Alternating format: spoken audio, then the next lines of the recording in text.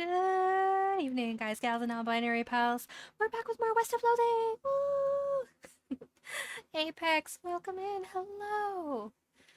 Congratulations, you are the winner of the As Kelly Gambit tonight with that first comment. And thank you for the self-care, starting us off right. Y'all know the drill. Hydrate or dihydrate and unshrimp those spines because self-care is best care. But how are you? How are you doing? How's your day been? Tonight's stream is sponsored, not sponsored, by a sparkling hibiscus raspberry energy drink tea thing. I don't know. It's fruity, it's sweet, it's bubbly. I'm happy. But it's good to have you in. I hope your day's been well. I was thrown off by the sudden sim looking VTuber. Yeah, we unveiled her last night. Um I wanted to have like a little avatar for you guys to interact with. Because I'm not super comfortable being on camera. That's not really my bag. But this way there's like at least some sort of face to the disembodied voice.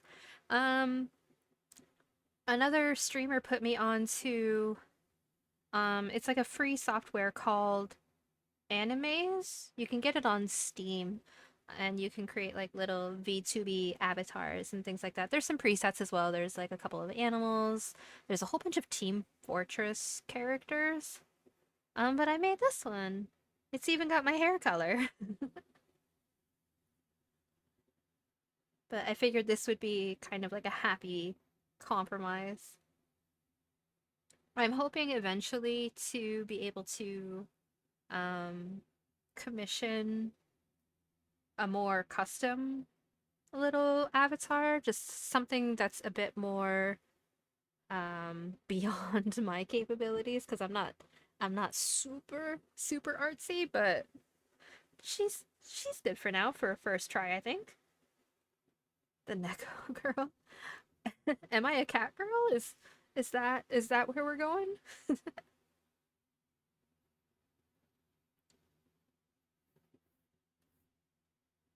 I do like cats. I'm that yeah. I mean your intro is a cat girl. Oh, that's also it's a free overlay card through Stream Elements. Yeah. No, I it's better than what I first had, which was just like a little title card that I drew in Paint in Microsoft Paint. This looks a little cleaner. I wanted something a little prettier, and Stream Elements has a bunch of different assets and whatnot that are free to use. So that's all that is.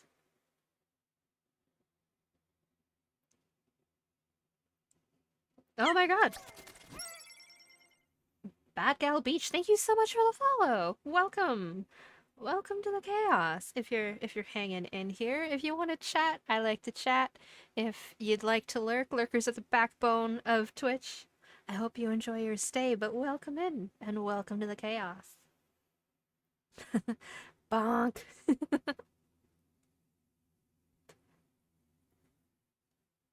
Oh, today was day 1 of 4 at work, which isn't a terrible stretch. But considering I got the shit beat out of me yesterday by my massage therapist, I'm feeling a little rough. I'm desperately hoping that it'll at least kickstart getting my shoulder a little closer to normal. But the day after, having to work within the first like 36 hours of getting a massage, it's just like, oh, it hurts. It's slow going. I'm not super sure how late we're gonna stream tonight. Because I am working a little earlier than normal tomorrow. Alright, well, I got a snack and then sleep. I bid thee good night. I hope you have the best of snacks. Snick snacks are great. But thank you for popping in, Apex. I hope you have a wonderful evening. You take care. Ooh, waffles. I haven't had waffles in a while. Huh. Now I want waffles. I had pizza, so like I'm good for food. But waffles just sound kind of good. But since I'm not entirely sure how late we're gonna go tonight, we will get into it. We'll say the VOD for the VOD posterity gameplay will start at 10. Last night we dealt with the ghost bureaucracy. So much ghosting. There's weird robot technology. There's cult of necromancers. All kinds of stuff going on. So I feel like we should get into that.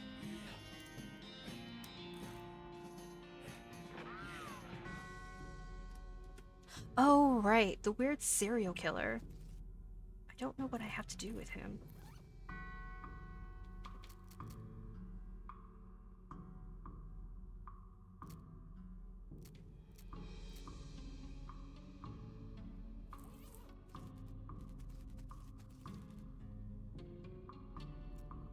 It's a plot co-lock. These things are unpickable. Then how am I supposed to get in there?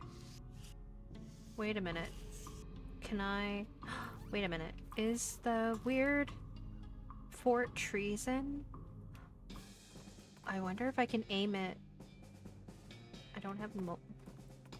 But I want the mold. Look closely. Look at the cannon. It's a fine cannon. It's semi-culverin in size. You look through the rangefinder on the cannon, but you can't see any indication of anything you want to shoot. You decide to not waste the ball.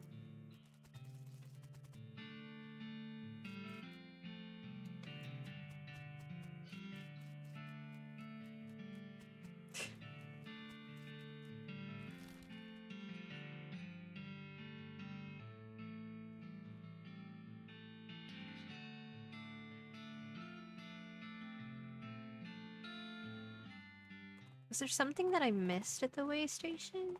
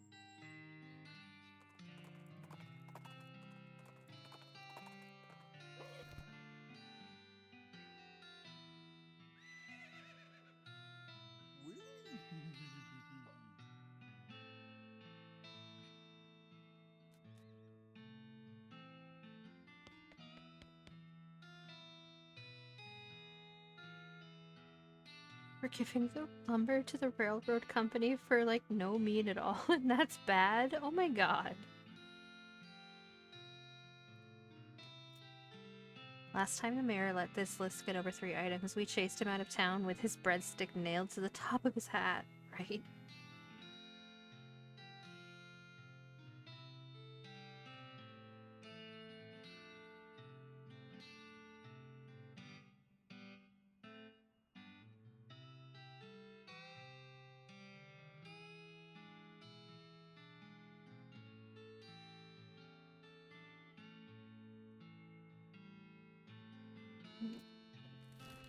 There's gotta be something we've missed.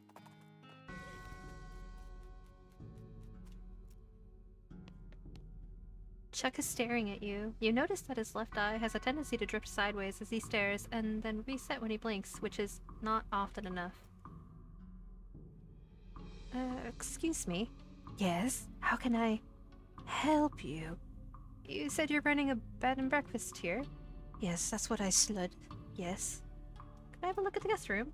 It's in the cellar, but I'm afraid it's unavailable at the moment. My last guest has only just... checked out, and I still need to clean up the mess. Oh, what's on the menu? Homemade sausages and tomato soup. I also have a special tea blend that's a real knockout. What kind of sausages? Long pork sausages. It's my grandfather's own recipe. Did you just say long pork? That's right. I make them longer than the regular pork sausages. They're more filling that way. This is puzzling and uncomfortable for many different reasons. You mentioned a special tea blend? Yes, a special herbal blend that puts my guests right to sleep. It's very effective. Huh. Has a mailman been by recently? Why, yes, my last guest was a mailman. Such a nice fellow. It's a shame he's no longer with us. I hope you mean that he left. I'd like to think he'll always be here. In spirit.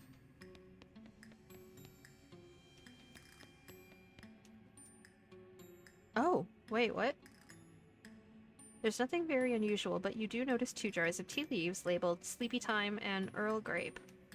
You surreptitiously swap the labels. Chuck doesn't seem to have noticed.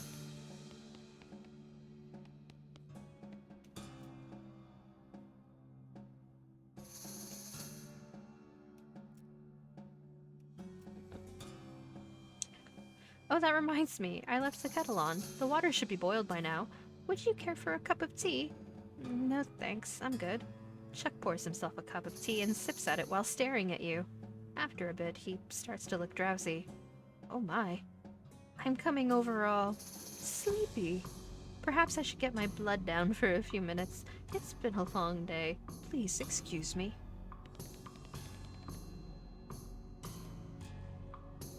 Ooh.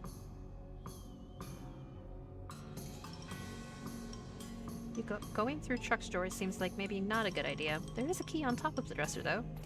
Chuck's key.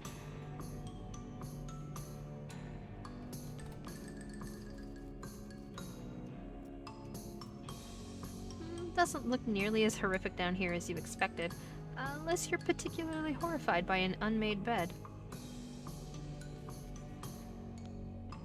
Books left by the previous guest, see if there's anything good. Ooh! Modern snake oiler, locks and how to pick them, and the fundamentals of Nex-Mex. You've already learned everything this book has to teach you. Bad medicine. Blank postcard. Redwood's missing mail! Hey! As you're climbing out of the cellar, a mailman approaches you. Oh man, thank goodness! You found my mail! This mailbag is yours? Yeah, I've been stressed out lately, so I took a day off and rented a room here for a sort of mini vacation. Chuck's a great guy. A little weird, I guess, but real personable, and his cooking is great. The tomato soup and those great big sausages. His tea did wonders for my insomnia, too. It did seem pretty effective. Anyway, I forgot my mailbag and wasn't sure where I left it, so I've been retracing my steps for ages. Thanks for finding it. Sure, no problem. Here you go. The mailman walks away with the bag over his shoulder, whistling a cheerful tune. Well, okay. He's not dead. That's... But... Well, I wonder if we get anything special for...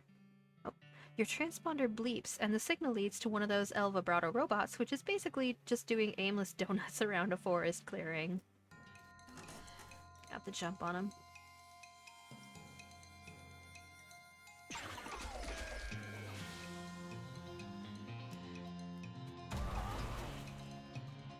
Good job, Gary.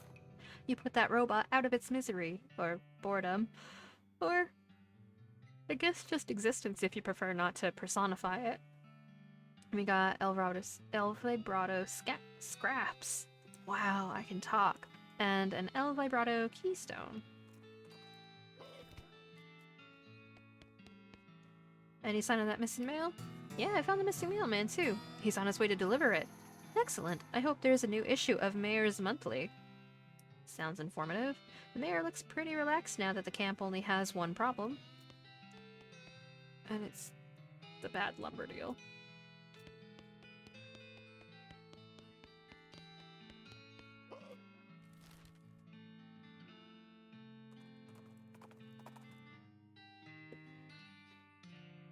Wow, jeez. I hope you're a veterinarian, because this python you've encountered is sick. Take it to the gun show.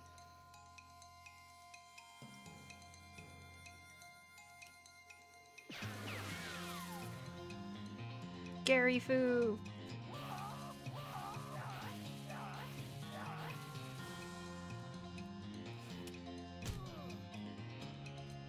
That was rude. You cured that sick python, in a way. Leveled up bad medicine, got snake venom bladder, skinned the python. Sick python skin. 2 venom and medicine. Cool. Cool, cool, cool.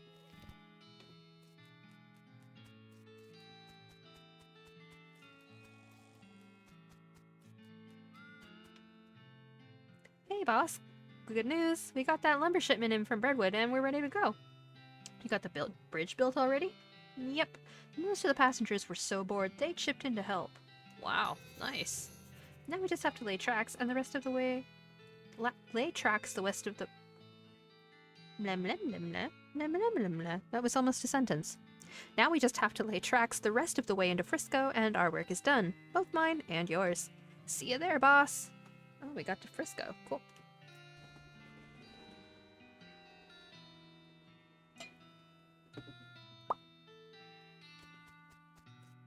No.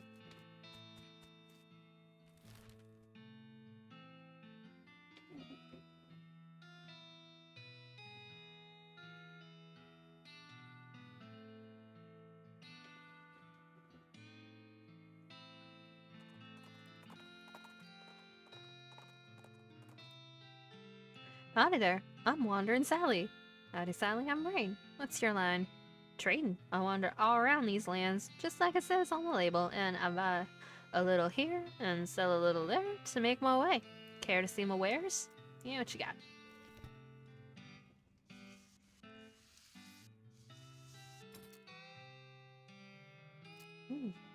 I have no money. Okay.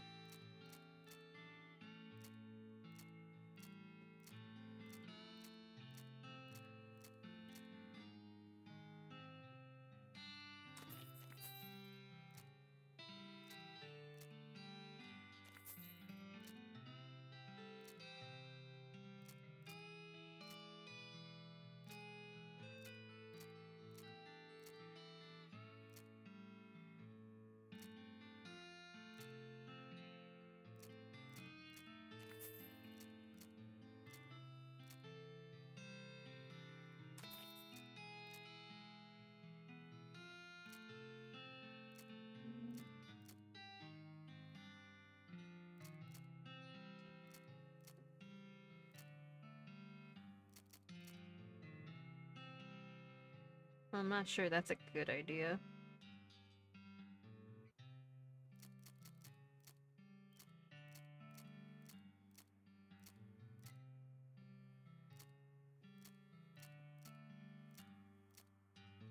I already have that.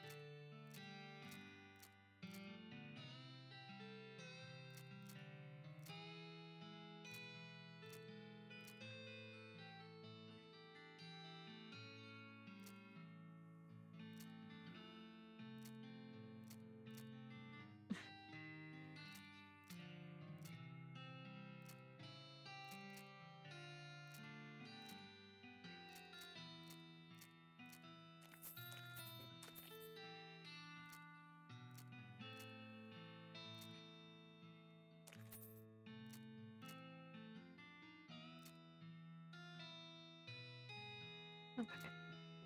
What can you give me? You.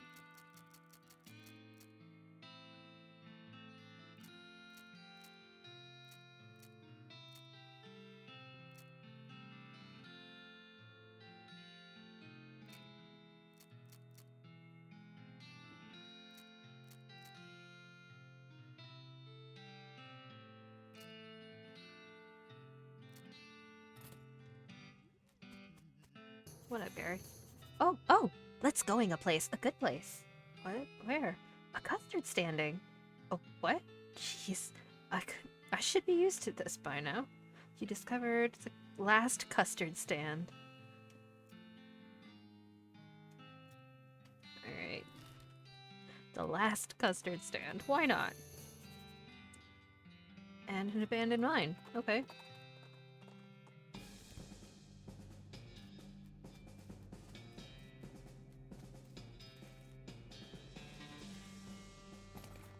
Strange silver crystal.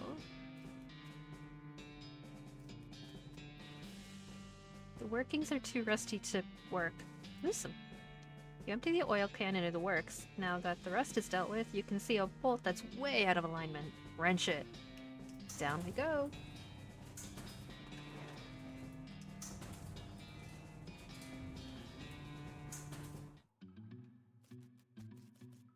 This mine isn't that great, but this cabinet is a big plus.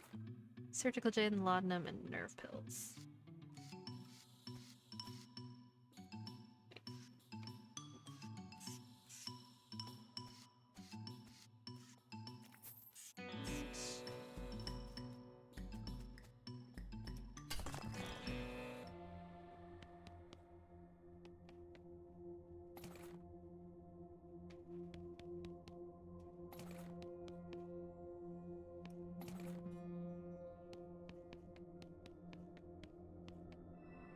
Huh.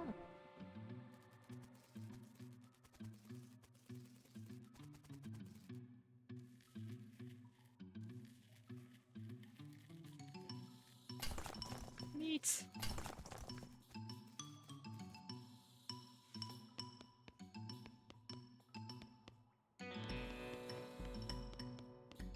The note says, Dear Jeff, got called up north to the deepest dell. See you soon. Praise be Roberta. Sincerely, Jeff. Take. Oh.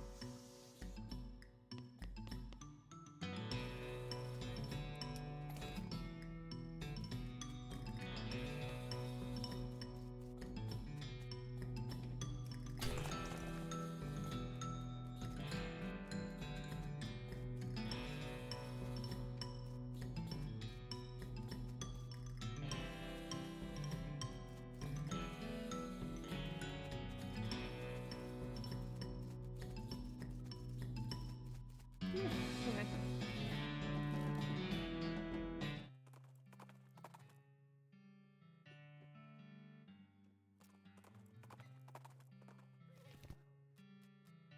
Hi.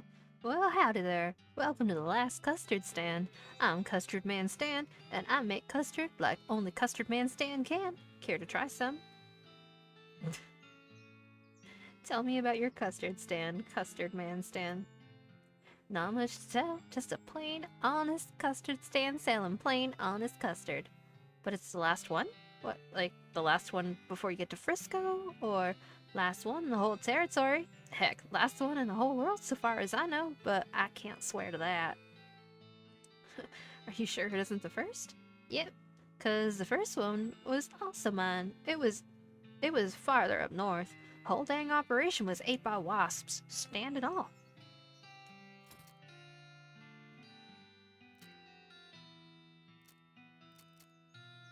That's cool.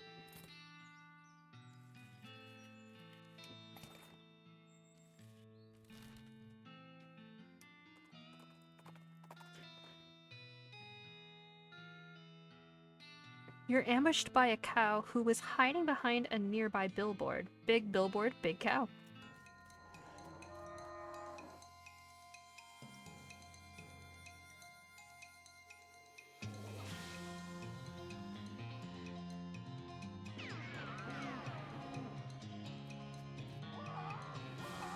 Oh, you don't do much.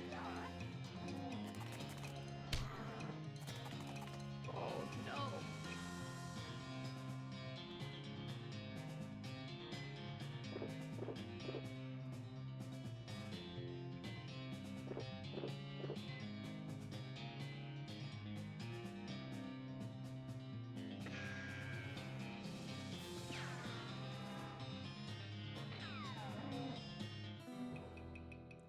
was a beefy boy. Eat tainted beefsteak, tainted milk, and infernal leather.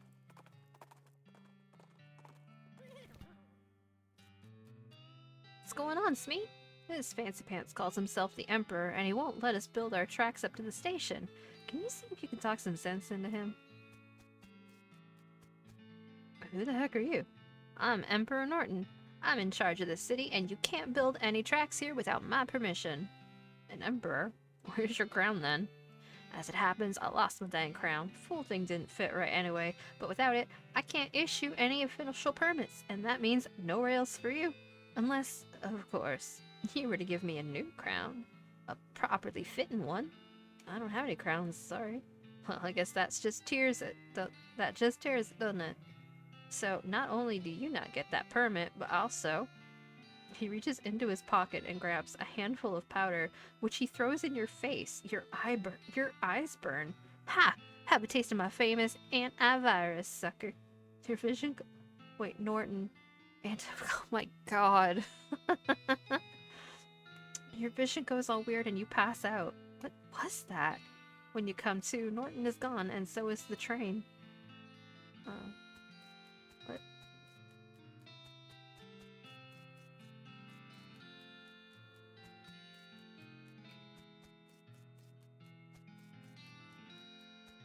Where'd the train go? That lunatic stole it. He drove it off somewhere into the desert. Norton's gone off the rails. He points to a set of beef ruts off to the side of the railroad tracks. You walk over to investigate, but you can't see it because of this weird hexagon thing your eyes are doing.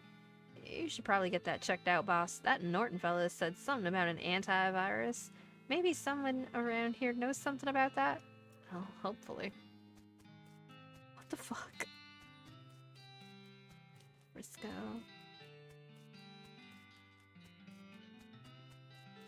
It's a flyer of some sort. A comedy flyer.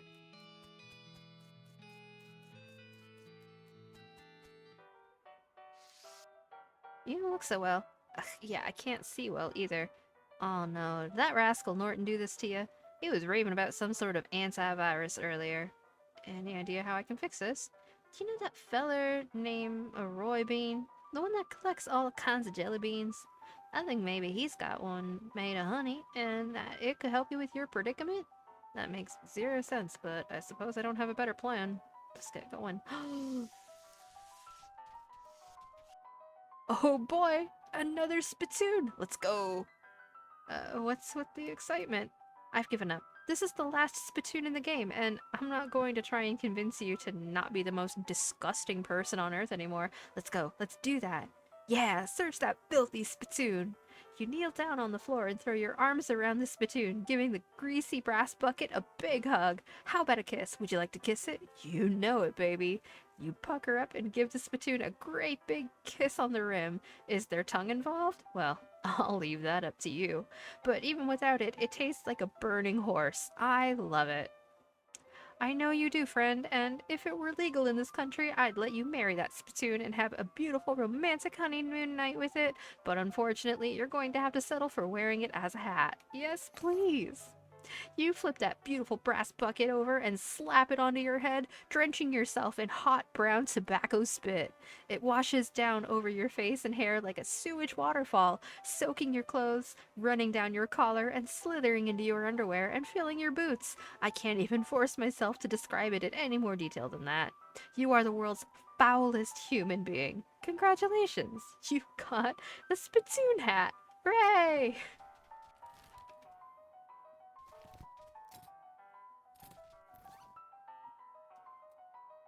That's amazing. This lady has a rock in her whiskey. Whiskey on the rocks, eh? That was a little funny the first time I heard it today. So by now it should be a laugh riot, right? Mm-hmm. Seriously though, why are you ruining that whiskey with that rock? I'm not here to drink. I'm doing important research. What kind of research do you do? I'm testing the effects of various liquids on hypercrystalline thermomorphic diurides. Today's liquid is ethanol. Maybe I'm going out on a limb here, but I'm guessing you're some kind of scientist. Good guess. Specifically, I'm an Archaeogeologist. Magical rocks? Hey, not bad, you got into one. Dr. Joyce Morton at your service. I'm Raine. Hi, I'm Raine Twitch TV. My second guess was gonna be buttholes, but rocks don't have those. Not typically, no. Morton, huh? Any relation to that Emperor guy? Who? There was a weirdo outside calling himself Emperor Norton. Are you asking me if I'm related to someone because our last names rhyme? Not anymore. Have you met the professor? The guy researching El Vibrato out by Gustavin Gulch? That's him. His work is really intriguing, but our fields of study don't overlap as much as you'd expect. No? I'd have thought El Vibrato would be right up your alley. There's all kind of magical rocks in that stuff. Yeah, but those rocks were heavily modified by the Vibrata El Vibratoans? El Vibratoans? Vibratoans? My interest is in magical rocks in their naturally occurring state. Huh, I see. How's your whiskey experiment going? Not great, but to be honest, I wasn't expecting much. This should really be done with pure ethanol, but it's too hard to get that out here, so I'm trying whiskey, just for the heck of it. But the impurities in it would screw up my findings even if I had any. Oh, that's a shame. Hey, your rock just turned blue. Oh, that's unrelated. Hypercrystalline thermomorphic diorite turns blue every 23 minutes.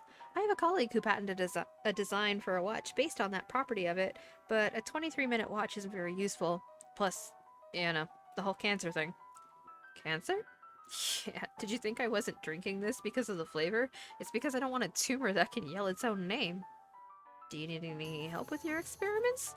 Sure, I can always use more samples. If you find any interesting rocks, bring them by my house. You discovered Dr. Morton's house. What counts as interesting? I haven't seen any rocks that turn blue. Oh, just anything a rock doesn't ordinarily do. Moving around on its own, defying gravity, displaying rudimentary intelligence. What about a rock that plays the banjo? Have you seen a rock that plays the banjo? Oh, no, I was just what-ifing. Jeez Louise, don't get my hopes up like that. Well, I'll swing by if I find any interesting rocks. Alrighty, thanks. Hope to see you soon. She pays her tab, fishes the rock out of her whiskey, and leaves. You decide there's no sense in throwing the bathwater out with the baby, and you pocket the whiskey. You got the whiskey without the rocks.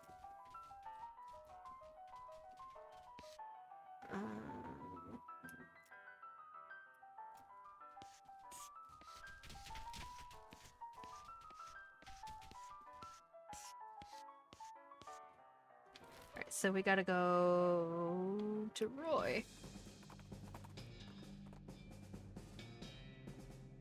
Your travels are interrupted by a fairly disturbing sight. A skeleton covered with weird glowing mushrooms, which is shambling towards you, making angry hissing sounds and weird gestures. Hiss. Gesture. Weird. Is that a goblin skeleton or something? Gross, no. I was thinking, you know, because of the mushrooms. Yes, conceding that, but no. Jump on him.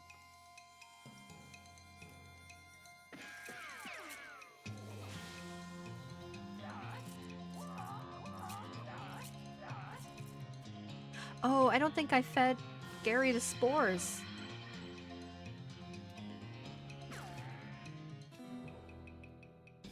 You won. The lesson here is not to be a skeleton with mushrooms growing out of you.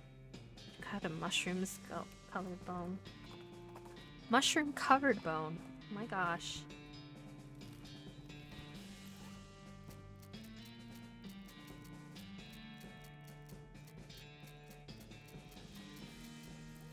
A deliciousness.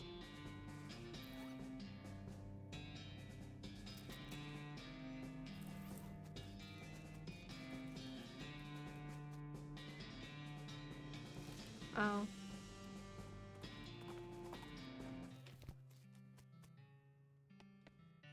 How you doing on them jelly beans, kid? I'm still looking. Does this jelly bean really cost 6,000 meat?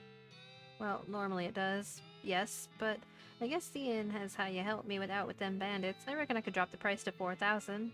Fuck. Why is the screen drunk? Because Norton gave me an antivirus. Emperor Norton. Hey Chris, how's it going? Oh right, we gotta go. Looks like someone left their campfire burning. That's dangerous. On closer inspection, it turns out to be a nest of fire snakes. It's still pretty dangerous.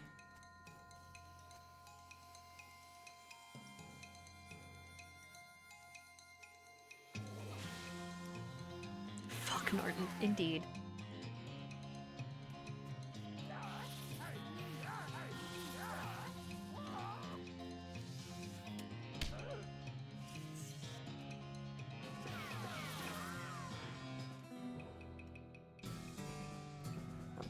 Mysticality.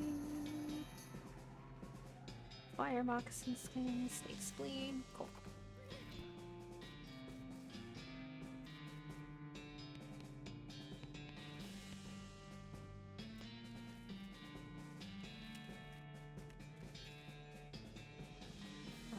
Moxie or Mysticality.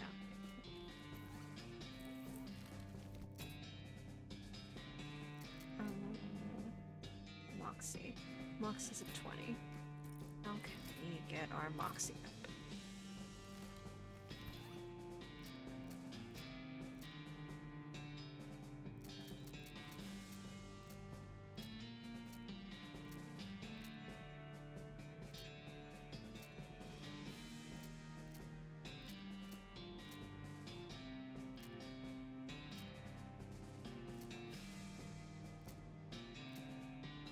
TKO Mike! Hello!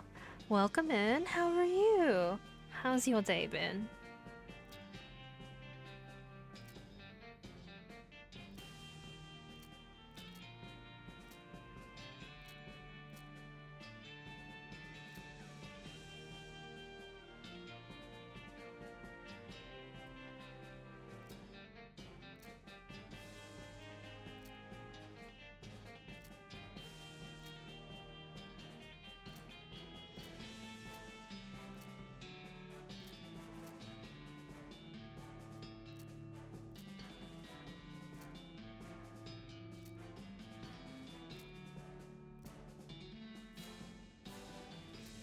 Been good? Oh, I'm glad. Did you get up to anything fun?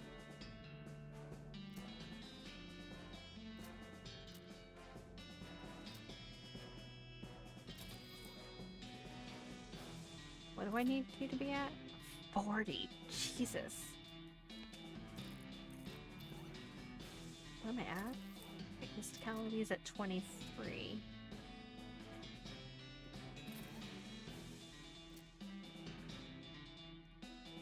Help, I started reading goddarn One Piece. Oh, Chris, no. You're gonna be reading that for a while. Was it a relaxing day? Oh, I'm glad. We all need a relaxing day every once in a while.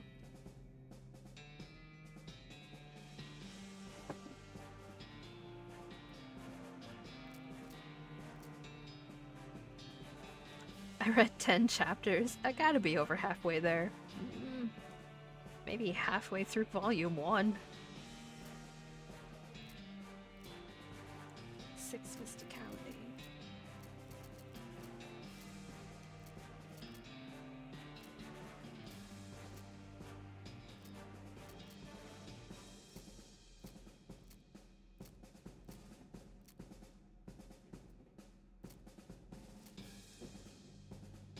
What, halfway to the time skip? Tight, not so bad.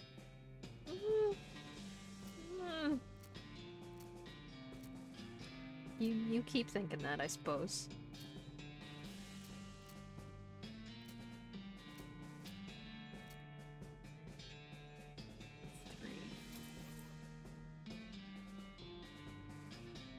Your rig animates pretty good. Thank you. It is a free software from Steam. Another streamer put me onto it. And there's like some preset little avatars. Like there's some animals, some emojis, there's a bunch of Team Fortress characters. And then you can use, there's like a little creator where you can make your own little avatar. So this is what I got.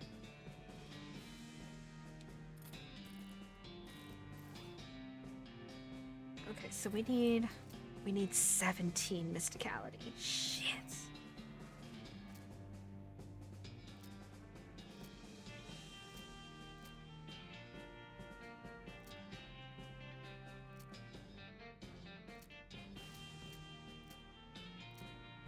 Three.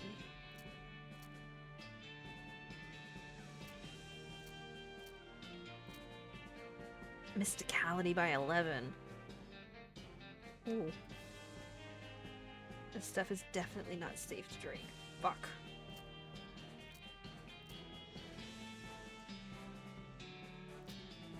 Booze. Okay, booze.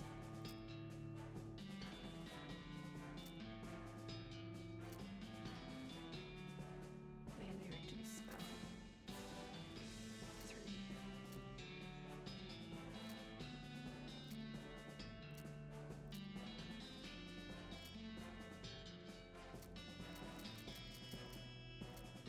Muscle mysticality by 5.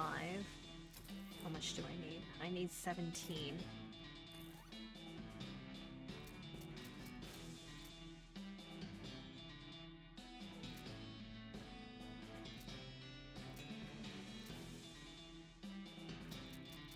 What if I... Let me try and get the Moxie up then. So Moxie's at 21.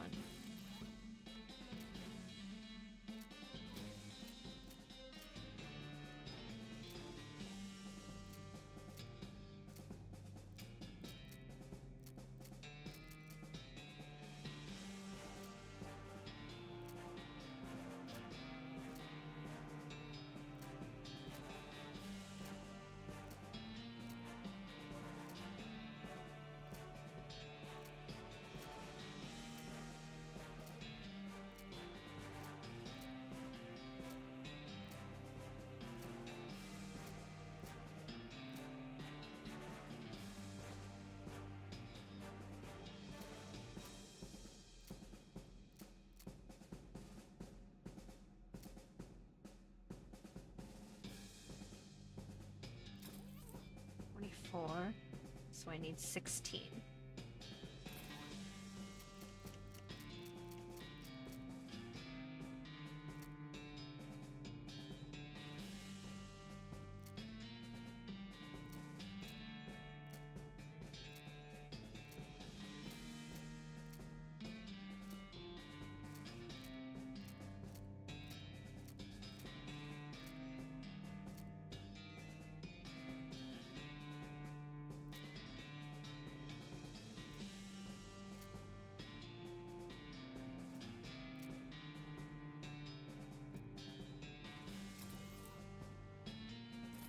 Seven.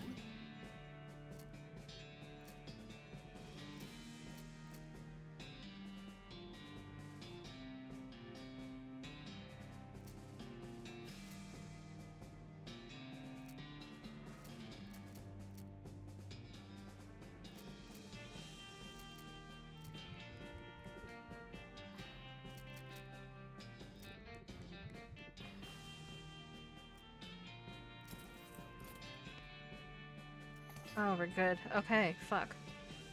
Your keen tap dancing skills have allowed you to dance your way directly to the tap. You also find an empty jar in the pile, which will be handy. Got a syrup tap. You plug the tap into the syrup vein and fill the jar with purple cactus syrup.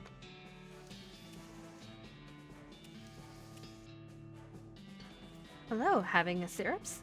Yes! Hooray! The guard guzzles the entire bottle in a single long draw. It is both fascinating and disgusting. What's on your list after this one? So we're gonna do this, and then we're gonna do the sequel, which is Shadows Over Loathing. When I start Shadows Over Loathing, I think what I'm gonna do is I'm gonna pull a poll up in the Discord for people to vote on what I play next, because I'm not entirely certain. There were a couple of suggested games, and I think I'll put the poll. I'll grab a couple of games from the suggestions list. Because what have we got? Elden Ring. No, Elden Ring is after I get 1,000 subs. Remember that one's different. That one's a special. I need the sub points to proc that one.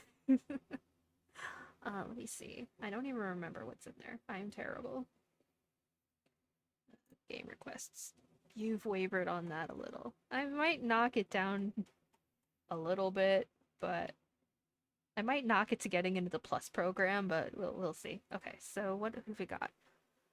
There's Stardew Valley, Final Fantasy VIII. I'm not sure about Resident Evil. I'm not sure if the game perspective will work for me on that. Silence, Stray, Until Dawn, the Phoenix Wright trilogy, A Hat in Time, Epic Mickey. I don't know if I can get Epic Mickey. I'll have to take a look. Which Resi? Resident Evil 2? Yeah, the Resident Evil 2 remake. And then there was another one, Baba something, that's I haven't thrown up in the list. Baba Is You. Epic Mickey should be on Steam in a month or two. Oh, that's good to know. Steam. Epic Mickey. Oh, there's Epic Mickey Rebrushed is on Steam right now. It looks like. I don't know if it's the coming September 24th. Mad they didn't call it remastered. You know what? That is a missed opportunity. Disney fucked up there.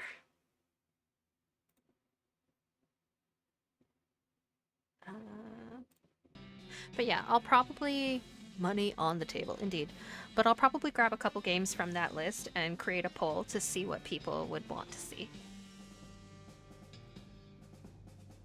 The guard guzzles the entire bottle in a single long draw. It is both fascinating and disgusting. Needing more for proper bribing. Of course you are.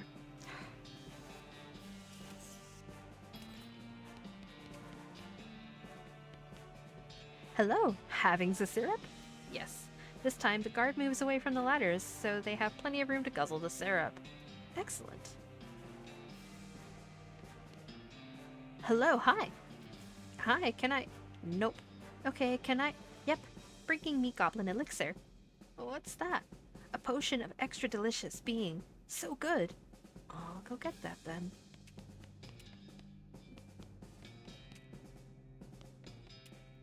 This table is covered with flasks, beakers, bottles, tubes, burners, and all the other equipment that makes a super elaborate alchemy table, including a whole bunch of different colored liquids and powders and stuff.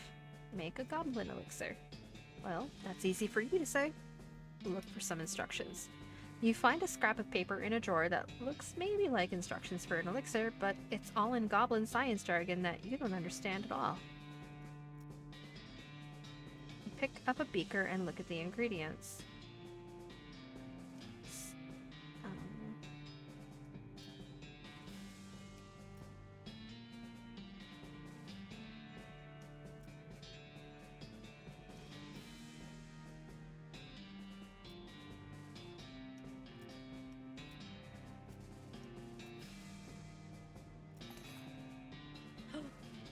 You got a goblin elixir! Hey! I don't know how that worked. Hi, ready for bribing? Yes, here is your elixir. Probably. Oh, good, yes. The goblin moves away from the ladder and takes little sips from the flask, savoring the flavor. Is it good? Yes, perfect. Huh, cool.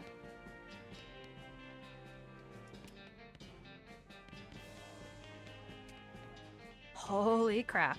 If this isn't the most disturbing thing you've seen, I don't want to know what was. Presumably, a couple of goblins poppinged in here, and the spores got all mixed together? They seem reasonably chill about it, though. Hey, guys, those jelly beans. Can I too having them? Oh, what? Our fruit rocks? No, not taking our fruit rocks. These being ours, not for you taking. Jeez Louise. What's your plan for dealing with them? Talk to it/them. But not looking like you are eating them. A jar is still full. What? Eating? Fruit rocks not for eating. Fruit rocks are just for looking at. You just looking at them? Not fitting through hole floor. Can't leave room. Fruit rocks only entertainment being. Good grief, that's sad. I'll try to help him out. Okay, how about I teaching you something else for entertaining? Something better at fruit rocks looking at. Okay, sounding good. I agree. I'm not certain. What being better than fruit rocks looking at? Poker. You pull out a spare deck of cards and pick a couple of handfuls of cactus spines off the floor to use as poker chips, and give the goblin a quick poker playing tutorial. Once they get themselves rearranged so they can't see each other's cards, they take to it pretty quickly. Excellent. Green apple jelly beans. The goblin pile is /R, too focused on their game to notice you taking the jelly beans. And it was a fair trade, so they're yours now anyways. Nice. Fort of Darkness. Okay, why not? Why not?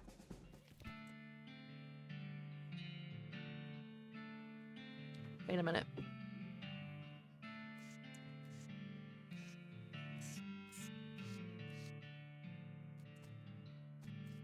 All these cannons have flowers stuck in the barrels.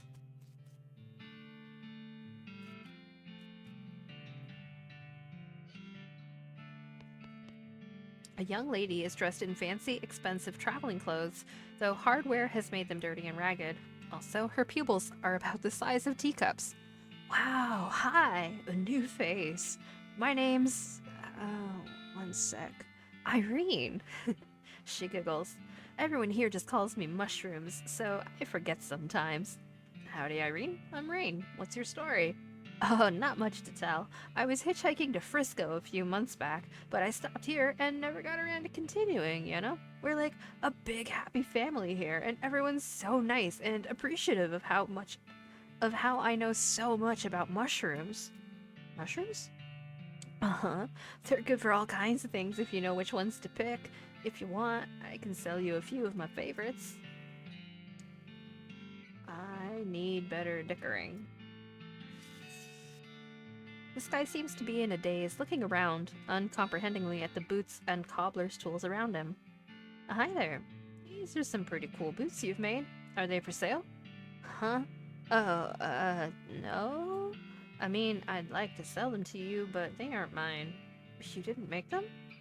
It's funny how everyone assumes that, but no. These were all made by elves. Elves? Yeah, man, like little elf guys. They're hard to see, like just out of the corner of your eye, you know? But I'll be just kinda standing here and just kinda... and then I'm like, oh hey, I got another pair of boots in my hands. Guess the elves made some more boots. Huh. I haven't made a pair of boots myself in, I don't know, like a year? Years? Something. These elves keep making them though. I don't know why. Weird. Okay. You should open up a boot store. Huh? A store. To sell your boots in. They're not mine though. They're right, the elves. But the elves can't be making them just for fun, right? I think they're making them so that you can sell them. Oh, huh. Yeah, that makes sense. Well, there's this town called Dirtwater. You could open a really nice shop there. That's a pretty long trip. But, like, it'd be dangerous. I'd be worried the elves wouldn't make it, you know? I've got just the thing. Wow, what? Look at all these tiny little guns. See, with these, the elves will be able to defend themselves on the road to Dirtwater. Oh, man, that's so weird. Okay, yeah, cool. He packs his boots and tools together and heads out of the tent. It'll be amazing if he actually makes it to Dirtwater, but stranger things have happened.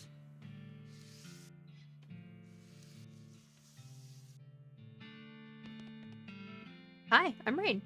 Salutations, Raine. They call me the Talking Dude because of my extensive knowledge of the principles of philosophy and the arguments and conundrums surrounding its various aspects and interpretations. I bet that's not why they call you that. Can I interest you in a discussion of the particulars of Curtsian philosophy, Raine? You know what? Sure, why not? The Talking Dude begins and you immediately tune out. Blah, blah, blah. Hedonism is the only choice. Blah, blah, blah, blah, blah, blah. Yeah, I agree.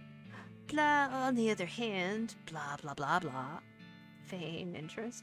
You keep him talking with the subtlest of body language. Blah, blah, blah, blah. But that's begging the question. Blah, blah. Yeah, I agree. Blah, blah, blah. But that's begging the question. Blah, blah, blah, blah. He acknowledges your interest and barrels onward. Blah, blah, but that's begging the question. Blah, blah, blah, blah, blah. I understand completely. Blah, blah, blah. Dialectal materialism. Blah, blah, blah, blah. But from an epistemological standpoint. Blah, blah, blah, blah. Fake gasp. He acknowledges your interest and barrels onward. Does this ever stop? Your posture alone is enough to keep him talking. Oh my god. Blah blah blah. Type versus token. Blah blah blah. Card is in dualism. Blah. It actually seems like some of this is rubbing off on you. You got a perk. Curtsian philosopher. What does that do? You're well-versed in Curtsian philosophy, or at least you're clever enough to pretend to be. Nice. Hi, I'm Raine. Teeth, teeth, teeth, clavicle, femur, teeth. Wow, okay. Give her some skull chips. You hand her some bone chips, and she stops muttering. Her eyes seem to focus a little, and she takes some glue out of her toolbox and presses the chips into a ring. You got a bone chip ring. As soon as she gives the ring to you, though, she's back to her muttering. Okay.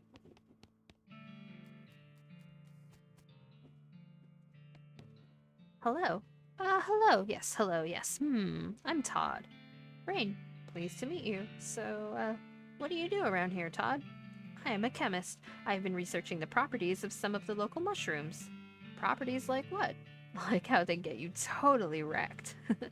Right. I'm kidding. They actually have a lot of interesting properties that could be a real boon to medicine. They may even hold a solution to many psychological disorders. Oh, well, that's pretty interesting. The fact that they also get you absolutely smashed is just a happy side effect. Woo. I see. If you have any Lecterius dirtihipica mushrooms, I can refine them into a more potent, portable, i.e. a potion. I'm good. This woman is rocking back and forth, making sounds as she rapidly flaps her lips with her fingers. Oh. Hi. Hi. What exactly are you doing? Nothing really. Just making dumb noises to entertain myself with. That's kind of reminiscent of something, but I'm not sure what. She shrugs.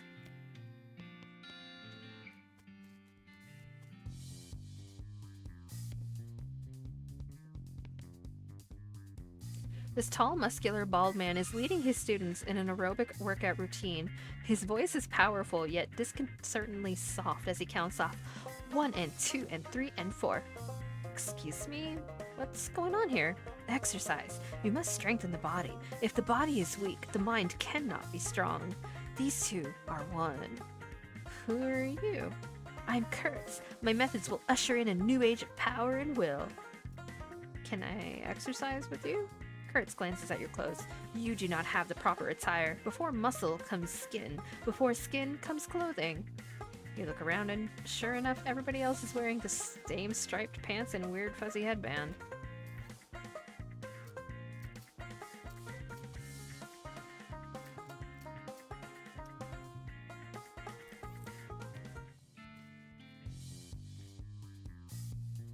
One and 2 and 3 and 4.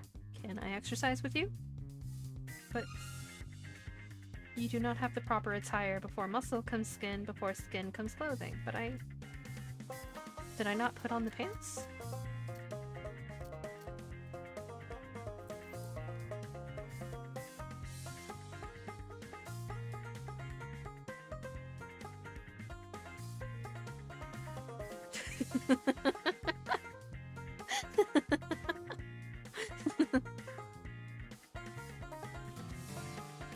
Power surges through you. You have unlocked true potential. You got a perk. Curtsy and physique. Sweet. What does that do? It probably gives me just like lots of muscle. Yeah. Turns out that guy is onto something. You really do feel stronger. Plus 10 muscle.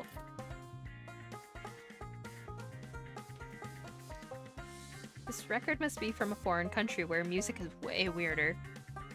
You know, it's kind of a bop.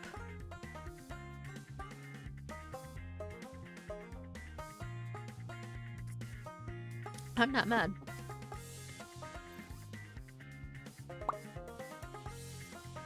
More random encounters with skeletons. I'm good on that. Okay, hats.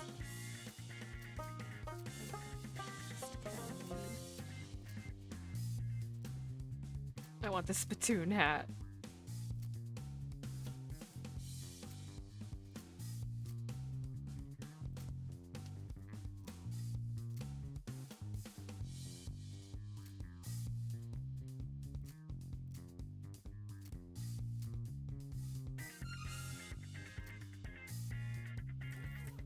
Right, pants.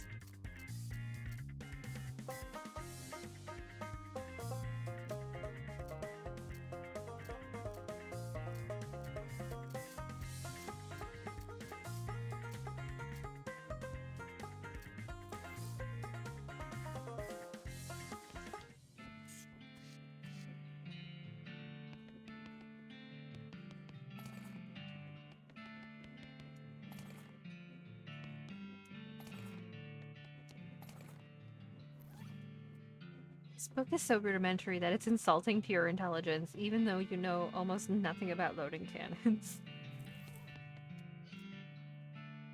The last entry said she was buried at plot 420 of the military summary. 420, okay.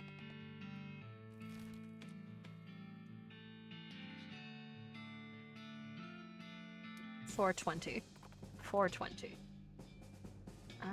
You pass by two skeletons who are facing each other with their arms akimbo in the traditional shootout stare-down pose. Sure.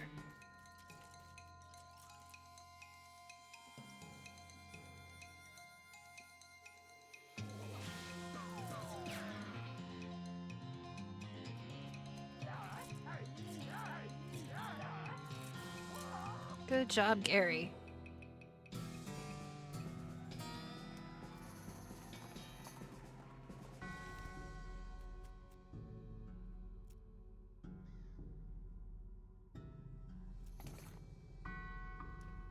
Plot 420 is completely overgrown with mushrooms. You root around in a loose shrimmage and find a book.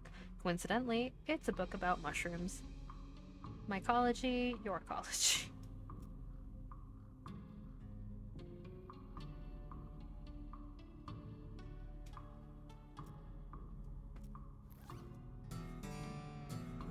You flip through the book and memorize the positions of all the spots on all of the mushrooms. You got a perk, Pass and Fair Mycologist. Mush. After you finish reading the book, you absent-mindedly misplace it while musing about mushrooms. Drat. Wait, what does that do? You can identify useful or dangerous mushrooms. Cool.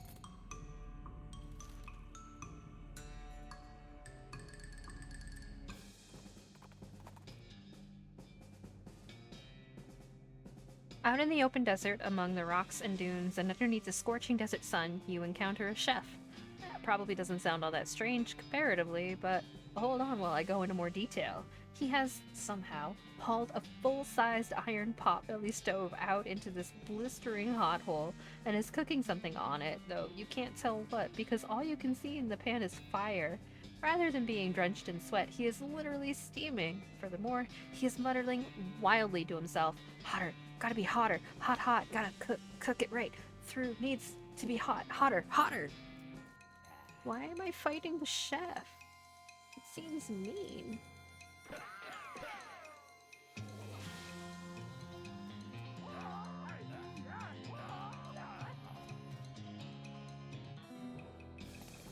You knocked out the crazed chef and, feeling merciful, push him into the shade of a large rock before checking out his stove that is slowly melting into slag. Got a stove door and meat.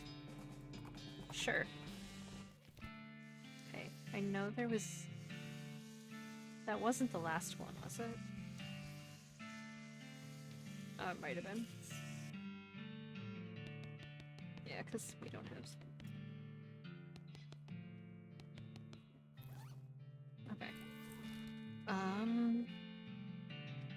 Did we get the last? Yes, we did. So we need one more jelly bean. How you doing on them jelly beans, kid? Got 'em. Wonderful. Good job, kid. Looks like they're all here, too. The goblins didn't eat any? It is a long and weird story. Well, never mind then. You've done a swell job, kid. I've only got one more jar of jelly beans missing. They was stole by a gang of damn hippies. Why'd they take 'em? Heck, who knows what a hippie's thinking? All I know is they took off headed south and a little bit west. Shroom Cave. Yes, I already did that.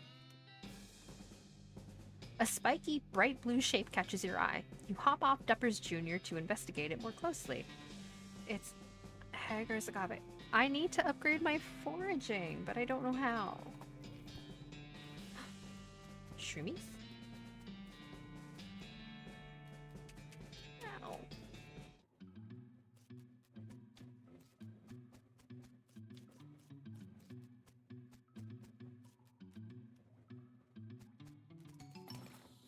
Ooh, okay.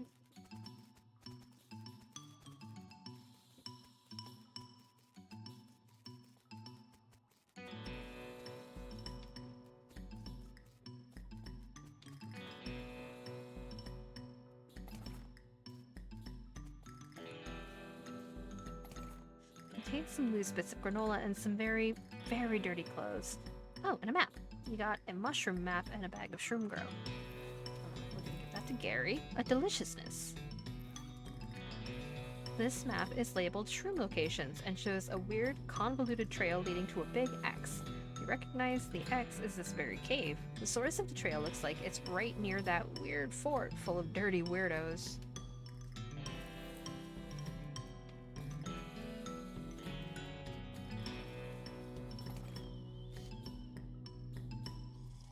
Cultist is totally zonked out. The cultist is muttering and twitches in his sleep. Mushroom crumbs litter the floor around him. Ooh, shit. You grab everything that isn't nailed to him. Skeleton bone, human ashes, and a burned scroll.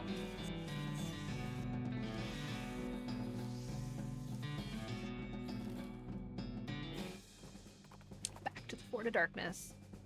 Your transponder starts making that bleeping noise that means either treasure or a monster, and who can resist that gamble? Not you!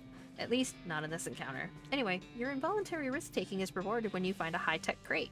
Sadly, it is locked.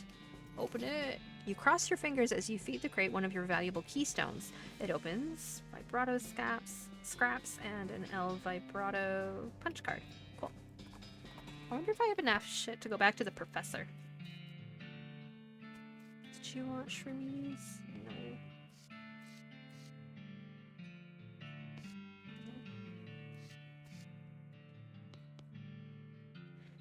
In fact, I do.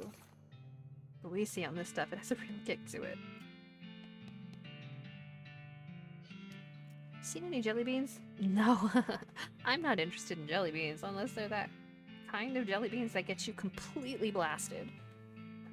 I don't think that's a real thing. No, it is. I heard they got them in Frisco. That doesn't seem safe. You know, for kids.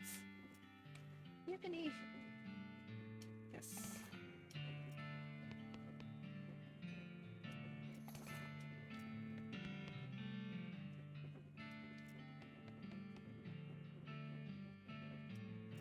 If I knew where there were jelly beans, don't you think I'd be there eating jelly beans instead of making these dumb noises? So I have to talk to everybody again. Seen any jelly beans? Teeth, jawbone, jawbone, teeth, teeth. I see. Well, first we must take care to define our terms. What does it mean to see jelly beans? And what if what I see as jelly beans are different than what you see? Cut the crap before I cut it for you. No, I have not. But I do know that Irene, the newest and, dare I say, the most delightful of our little clan, is particularly fond of them. You might ask her. Oh, good. Irene was here, yes? Yeah, I had some jelly beans recently.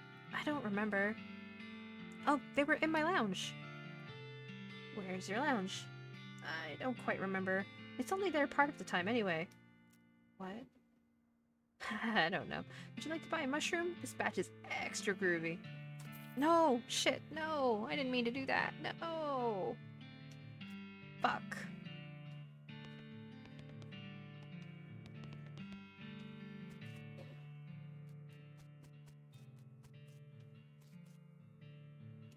I didn't mean to do that. That was like all of my meat.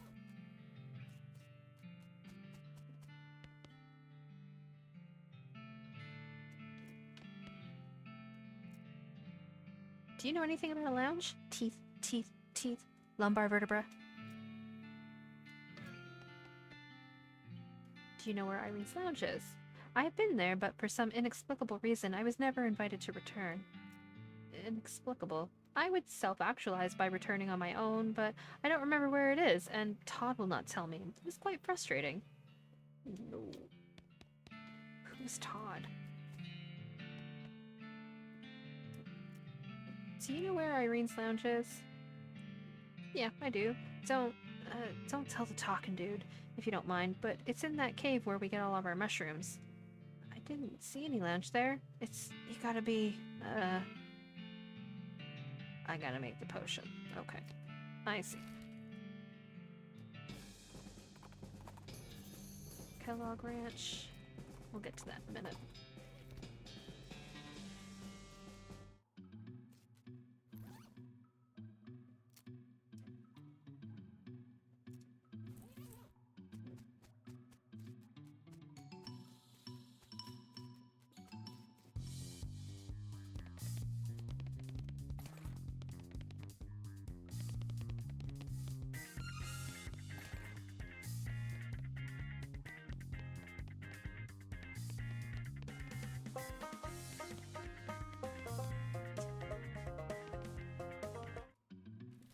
Alright.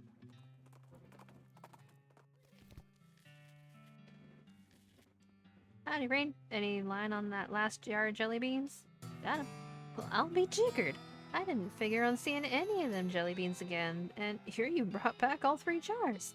I ain't got much to reward you with other than a handshake, Raine, but maybe I'll be able to pay you back somehow in the future. Yeah. The bean. Does this really cost 6,000 meat? Well, normally it does, yes, but I guess seeing as how you helped me with them bandits and goblins and damn dirty hippies, let's call it 5. 5 meat? Really? Yeah, I reckon. Better buy it in a hurry before I change my mind. Yay! You almost feel bad because of the depth of the discount. Jelly bean, jelly bean. It's normal again!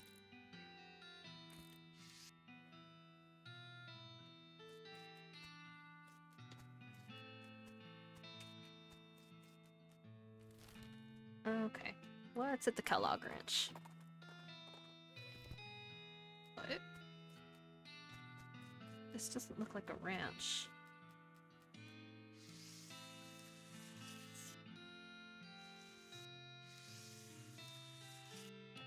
It's a list of draconian fitness rules the guests of the sanatorium had to adhere to. Wait, is this based on, like, Kellogg? It's a big ruler, like a scale, but for height. According to this ruler, you are 6 yards and 2 hands tall. You don't know how to use this ruler correctly. A year's worth of height and weight readings for the ranch's customers. It is the most boring book you've ever read in its entirety. It's a scale. It's like a ruler, but for weight. According to this scale, you weigh 8 stone. You don't know how to use the scale correctly. It's a combination grain sifter flour mill. Who knows what? Its grain hoppers are currently empty. The label on this thing says dough press. Okay, purity is the best sauce.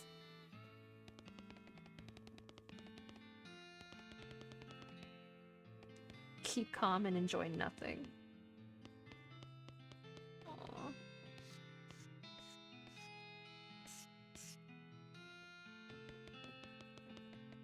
A grotesque anatomical chart. They've got the spleen mixed up with the liver.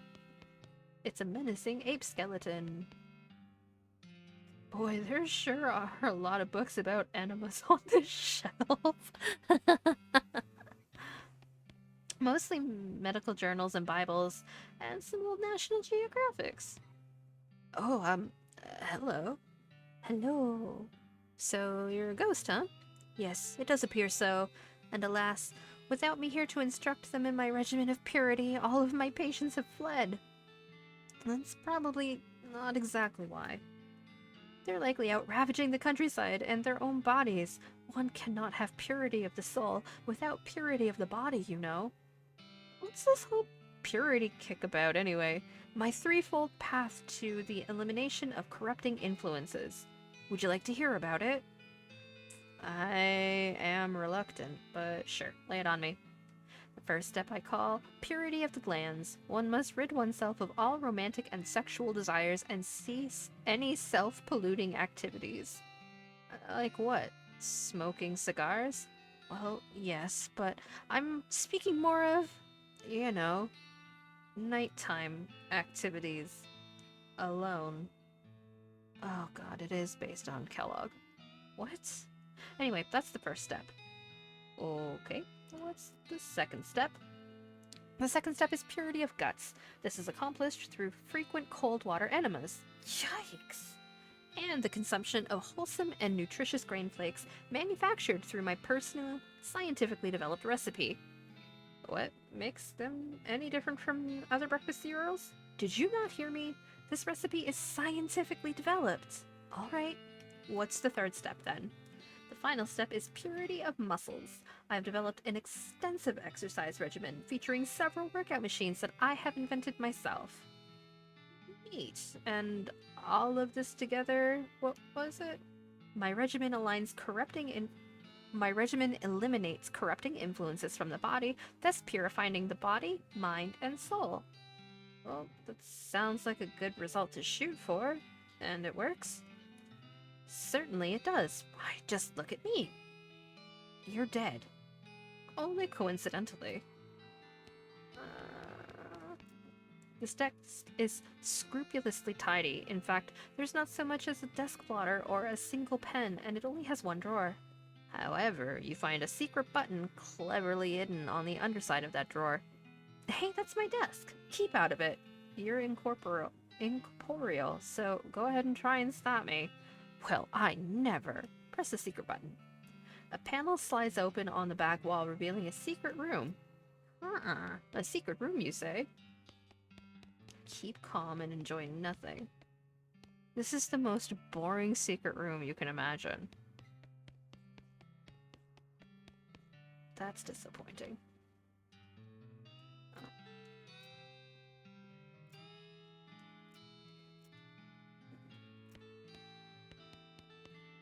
Is that it?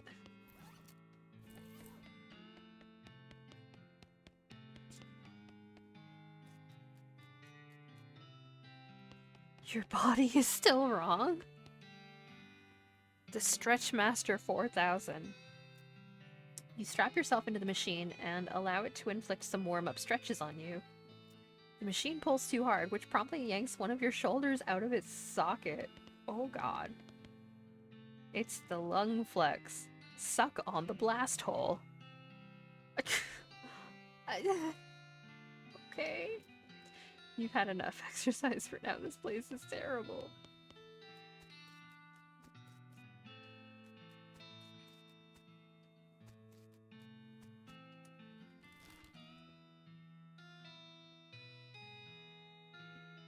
Right, we need to find the professor. Where was the professor? He was over here.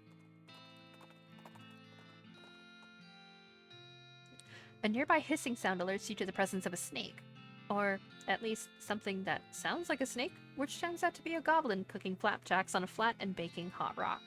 The grayish batter sizzles as the goblin pours out some more, and then they look up and give you a surprised look. Hey, what? What? A human? Hey! What's it doing out here, you? You thieving flapjacks, maybe? Nope. Be calm. I will not jack your flaps. Did I say something wrong? I will not flap your jock jams. To flapping? Please, what you to wanting? Distracted in Pickett's pocket?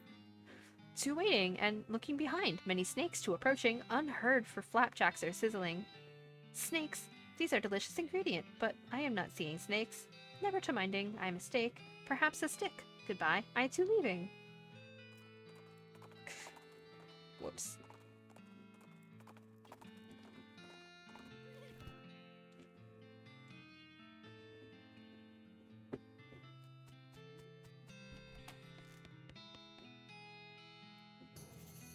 Good to see you again. Have you got those 5 piles of scrap yet? Got 'em right here. He ambles over to a strange contraption in the corner of the room and begins to tinker. Great, let me just... Yep, okay, this'll do the trick. Let me just get this running, and then you'll be able to grab a keystone from it. It'll take another 5 scrap for each one you need. Are you familiar with the lost Dutch oven mine? We're in place, but that's where I found the chassis for that fabricator wedged behind an unusual pile of rocks. Seems like a good place to start hunting. Alright, I'm on it.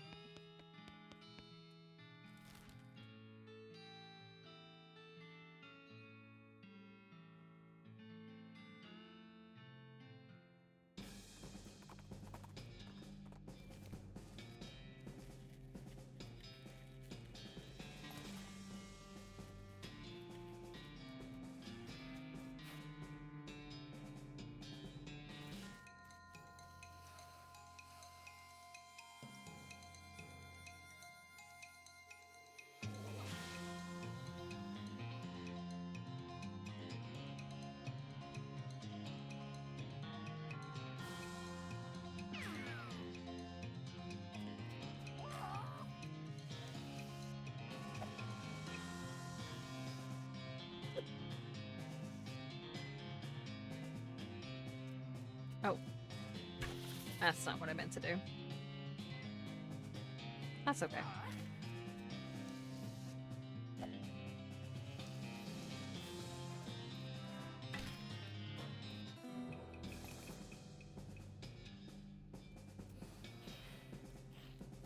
Is it just unlimited snakes?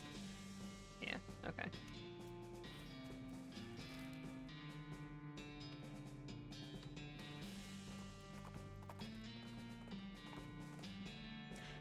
I don't have the foraging.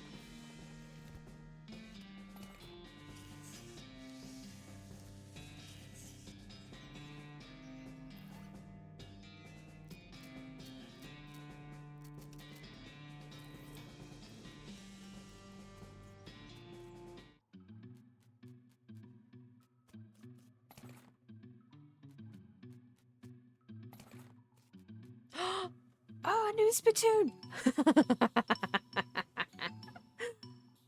I don't know what kind of tobacco these miners are chewing, but it must be extra corrosive because this brass spittoon has a hole eaten through the bottom and dark stains underneath where the spit leaked out.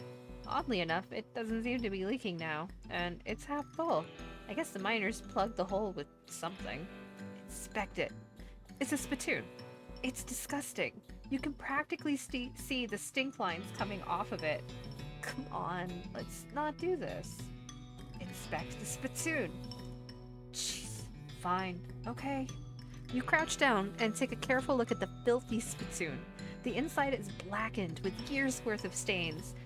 The death broth inside has a rainbow sheen like parking lot oil spill, and occasionally a little bubble pops on the surface. You can actually feel a slight warmth radiating off of it from whatever dire chemical reaction is taking place in there. You realize you're holding your breath. Not deliberately, but from the human body's natural instinct for self-preservation. Inhale. Imagine someone made a big pot of chili con carne and left it under the porch. 3 rats crawl into the pot, eat half the chili, and then die. A week later, a family of cockroaches takes up residence among the writhing maggots. The cockroaches smoke thick, black cigars, which they light with tufts of burning human hair. That is what it smells like. Search it. Fortunately for you, the rainbow-colored film on the surface of the liquid coats your hand as you plunge it into the toxic stew, keeping it from being immediately dissolved down to the bones. The smell intensifies, and your stomach prepares to hose the poisons off of your arm with a high-pressure stream of vomit. Keep searching. Your fingers touch something at the bottom of the spittoon. Better pull it out fast while you still have something to pull with. Pull. You pull the world's most disgusting pair of pants out of the spittoon and jump back as the hole at the spittoon's bottom, now unplugged, begins to leak steaming filth. Congratulations! You are now the proud owner of the worst object I've ever been paid to think about, narrowly defeating a leather bondage harness made from the skin of a clown. You got the spit-soaked pants. Hooray! These pants look and smell like they were used to line the bottom of a leaky spittoon, and there's a very good reason for that. What pants do I currently have equipped? Kurtz. I don't really need that armor. Sure. Caged canary.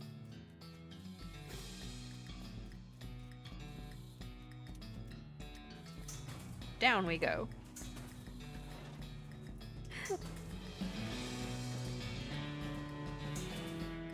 You emerge from the elevator into a deeper shaft. By the light of your lantern, you see exposed meat veins on nearly every surface.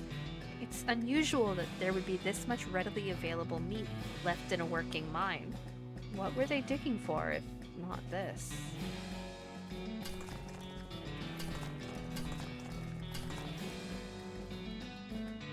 This guy is totally out of it. He's gibbering and drooling and doesn't seem to even see you. Cheap. No, I already have the best viewers. Thank you kindly. Dun, dun, dun.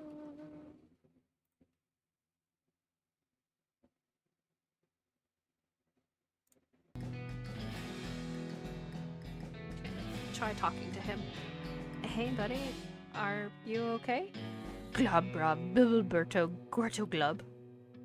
Uh-huh. You wave your hand in front of his face, but he doesn't react at all.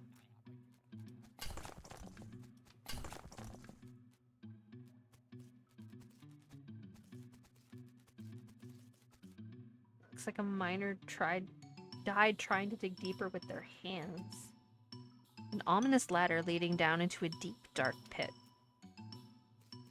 This gem is pretty, but it smells terrible. Effluvious emerald.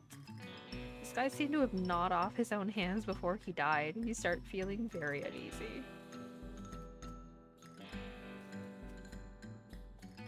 As you get near the rocks, the voices in your head begin screaming too loudly to ignore. You have to get out of this pit right now.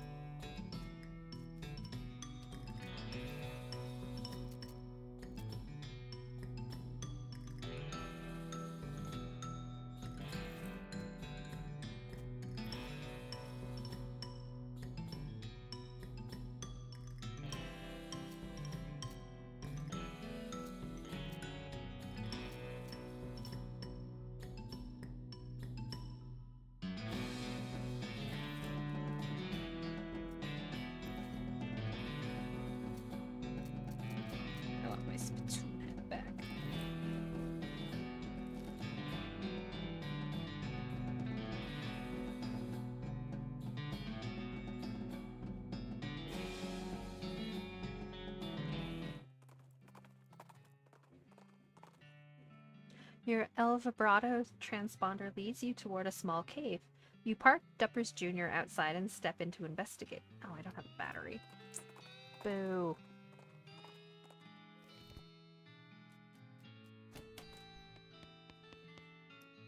Hey there, Dr. Morton. Did you find any interesting rocks? No, not yet.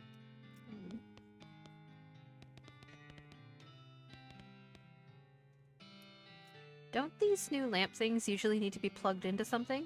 Yes, but I've modified these to run on ambient arcanolithic radiation. You can see how they work more reliably the closer they are to that diuretic resonator on the floor there.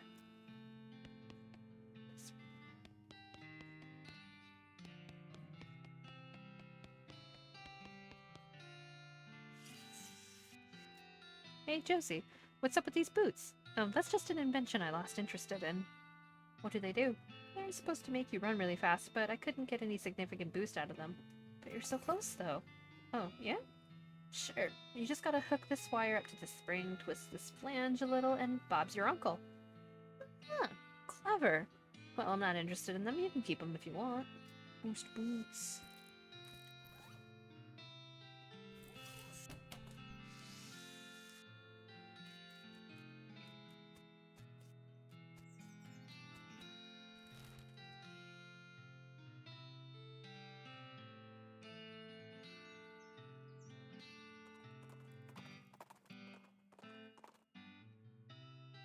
The bleeping of your El Vibrato transponder leads you to a hulking robot standing motionlessly out in the desert with a vulture perched on it. The vulture quickly flaps away when the robot lights up and starts moving towards you. Fuck it up!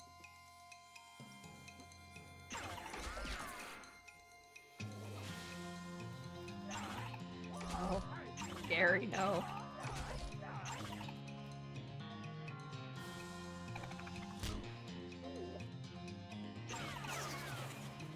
You'll not hurt Gary.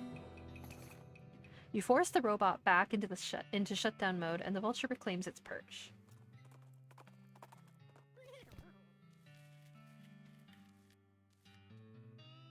You gotta get that train back. This is embarrassing. Smee points to that set of deep ruts off to the side of the railroad.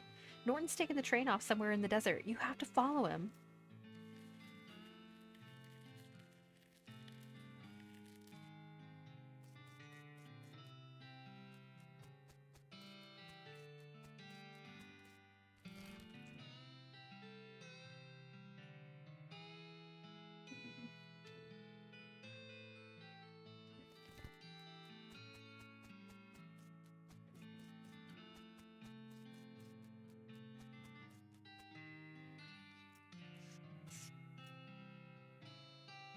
We made it! We got all the way west! Hooray! Gary is west. Hooray! Not for long before popping now. Gee, Gary, I'm gonna miss your weirdly cheerful nonsense. Not worrying. Gary will wait for popping until you're done with doings. Still helping. Aw, thanks. Hooray, your eyes looking much better. Yeah, they're looking much better too. What? Never mind. Let's get after that Emperor Norton guy. Where is he?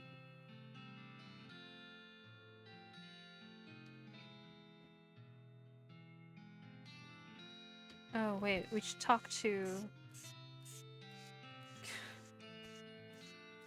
now that we've got our eyes fixed.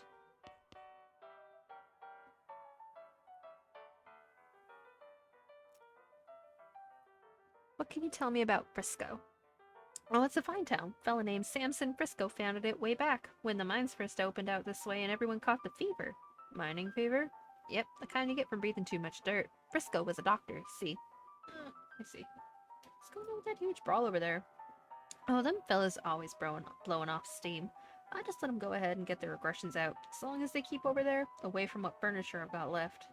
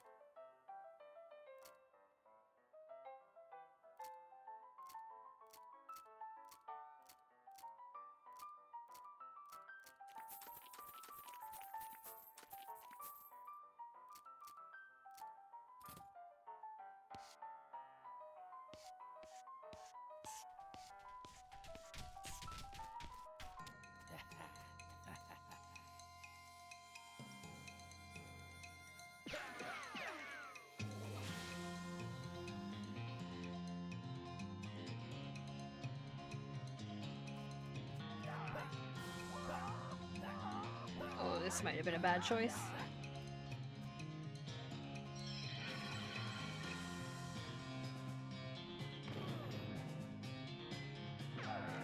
Oh, God.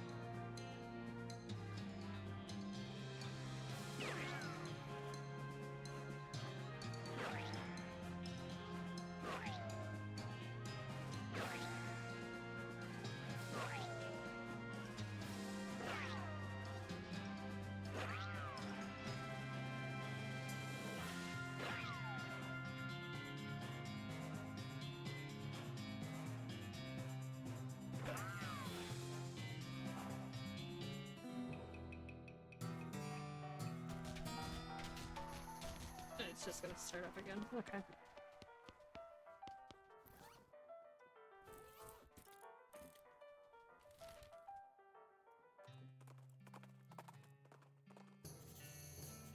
Fort unnecessary.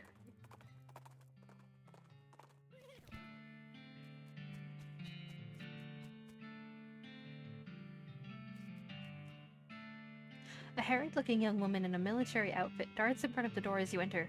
Oh, no, I can't be having any more misfits in this jerk ward.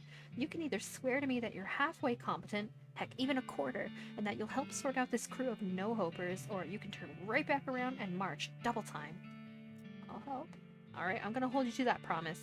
Come on in. I'm Captain Harriet Davenport. My name is Raine Twitch TV. What's the problem, Cap? Problems. Welcome to Camp Fubar, where all the Army's idiots and rejects are sent so they're out of the way. I've had it up to my eyeballs trying to run this place. Please help these morons figure out their malfunction so they can muster out of here and leave me in peace. Give you some details.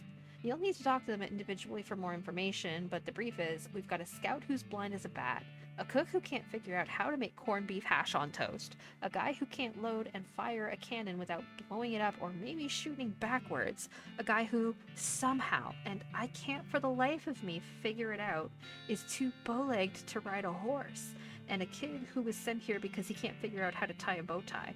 Oh, and just to put the icing on the cake, we have infinite goblins living in the storage shed. Wow, okay, I begin to see the scope of your complaint. Girl, you're not just whistling Dixie. So, what do you do to get sent here? You can hear her teeth grinding as she growls at you. Do not ask. Okay, well, I'll just take a look around then. Okay. Howdy, they call me Private Bowlegs. I can see why. You seem uncomfortable. You ain't kidding. Look at my legs. They're bent so far out, I can't hardly touch both knees at once. Walking hurts like a dickens. The captain said it keeps you from riding a horse? Yep, they're too wide. Horse slips right out between them. Huh. I think I could ride a mule, though. What with them being a tad lower to the ground. Where would you get a mule? There's a place up north that rents them out, but I can't get out there myself, so I need someone to go set up the contract on my behalf and have them send me one. Wait, what's our muscle at?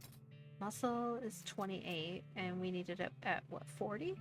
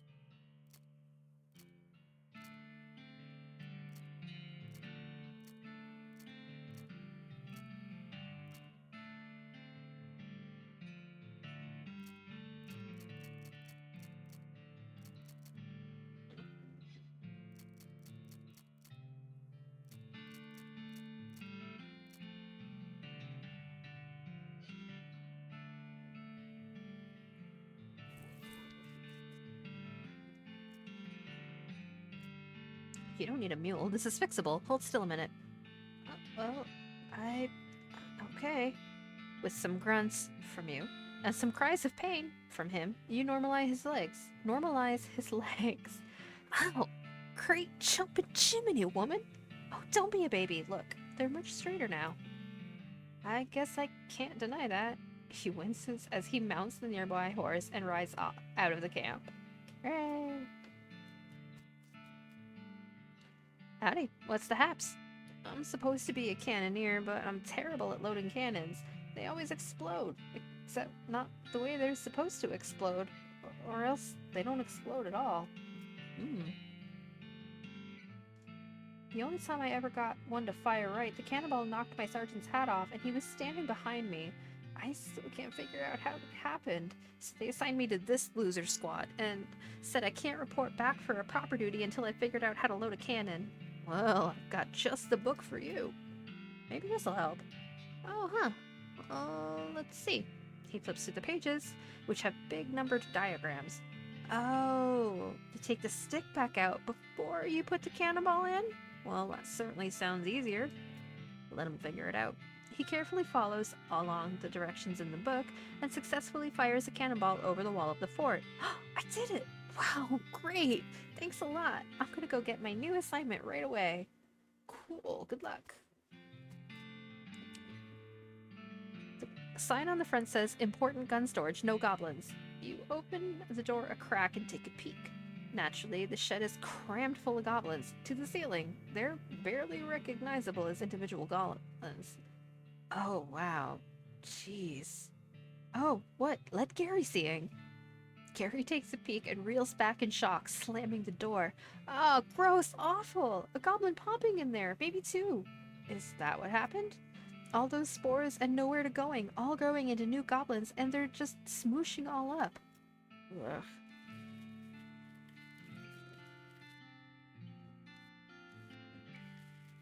Howdy, Private. Cooker.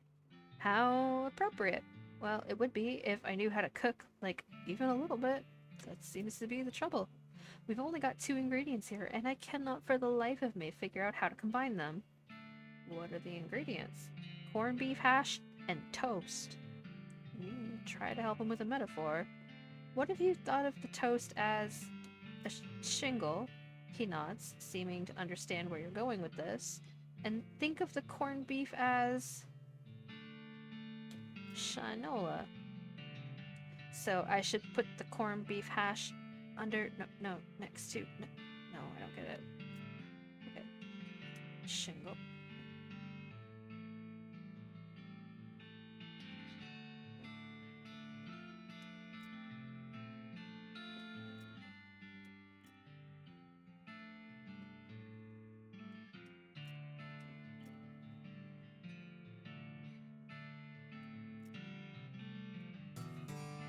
Of course, I put the corned beef on the toast, just like a shinola on a shoe. I get it now. Okay. Cool. Howdy. Hi, what's wrong? Oh, gee willikers. I had a pretty good job as the general's personal assistant, but I got fired and reassigned here. What happened? Everything was great at first. I'm pretty good at scheduling, and I can write shorthand, and I'm an A-plus boot polisher. But then the general went and decided he'd look more serious and sophisticated with a bow tie, and he expected me to do the tying for him. No good?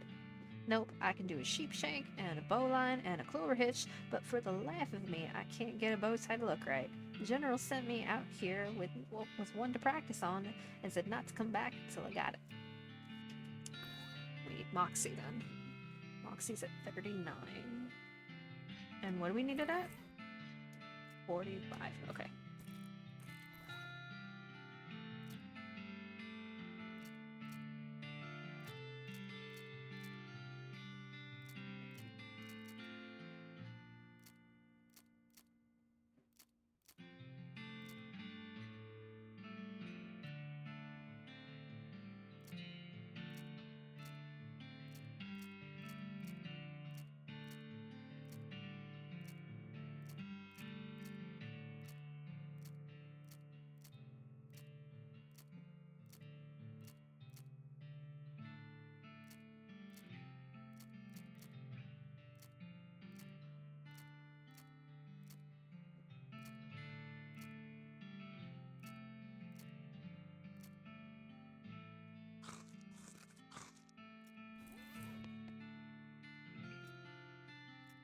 Okay, here. Grab the two ends like this, right? You want this side a little shorter, and that end crosses over top, and then under and up, while the other side does a sort of zigzag. See? Then you bring the upper bit straight down back and around, and it folds under there, and then you pull them tight. Got it? I think so. Let me try. Chewie go back and forth a few times until he finally gets it right, with poking himself in the eye. I think I got it. Thanks a lot. Wait till I show the general. He runs out of the building, waving the bow tie in the air. Good luck. There's a nameplate on the desk that says General What's His Name. The desk is basically empty, but you do find an old medal discarded in one of the drawers. The Medal of Adequacy. Shoot yourself a wink. It would be cruel to loot these people's supplies.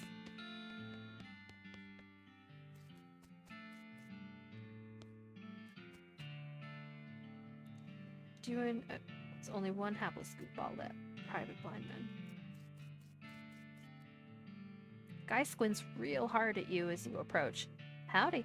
Do I know you? Your fuzzy silhouette doesn't seem familiar. Nope, I'm just passing through. What do you do here? Well, I'm supposed to be a scout, but I went and broke my only pair of glasses. Without them, I can't see a dang thing. I could get you a new pair. I'd be much obliged. I hear tell there's a jeweler not too far from here. He could probably grant me a pair of lenses. Just tell him to make them as thick as a Dickens. Thick as a Dickens.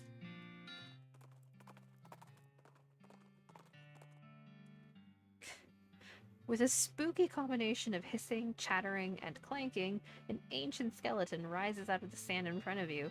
He's wearing a dented and rusted antique armor and a long handlebar mustache. Must be an ancient explorer or would-be conqueror. Hopefully the former, because he doesn't seem to have been much good at the latter. How does your mustache stay on? Sss. Do you use glue? Sss.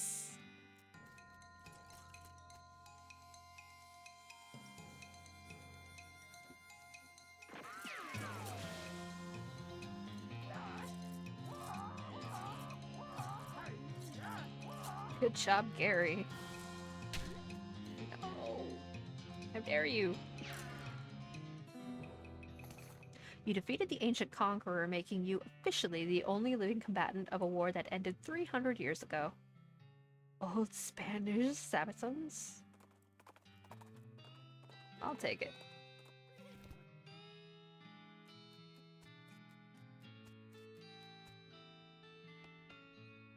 Oh, hello, a customer. Howdy. Are you Master Gerald? Oh no, Master Gerald is back there at his workbench. I'm just his assistant and translator. A goblin jewelsmith? You betting your britches, missy, and not forgetting it. He said that's right, the finest jeweler in the territory. Well, what do you know? I don't see anything on display, though. Master Gerald only does bespoke work. If you can bring in a sufficiently valuable gemstone, he'll craft it into a fine ring for you for a fee. No trash rocks. I need a pair of eyeglasses for a nearly blind watchtower lookout. Can you guys make them for me?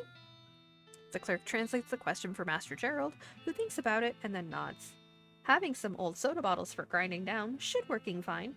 He says yes, and we have some glass of the finest optical quality. Is 500 meat acceptable? Sure.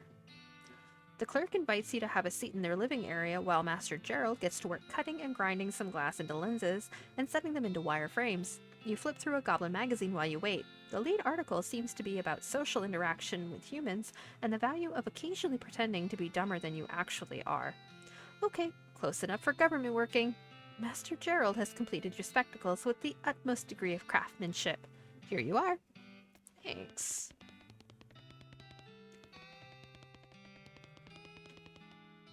Your eyebrows are getting kind of wild. Pluck 'em. That's better. This must be the assistant's toilet. It doesn't have enough rusty scrap metal bolted onto it to be a goblin toilet. Flush it!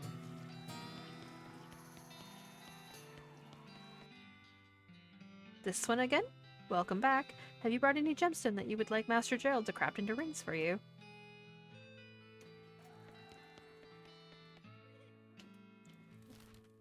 Alright.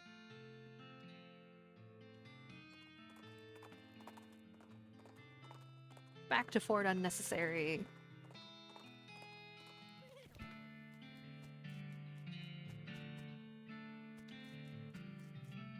The scout squints at you real hard as you approach.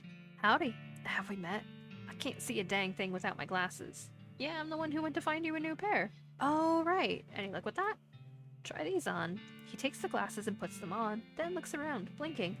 I'll be. Never realized what a dump this place is. He climbs up to the top of the watchtower and peers out over the countryside. They work! I can see a dang thing! Hooray!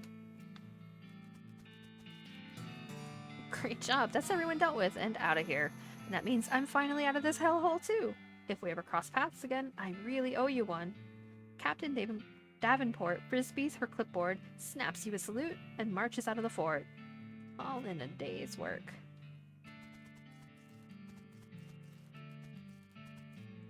Better not to mess with that shed, it might explode. That's unfortunate.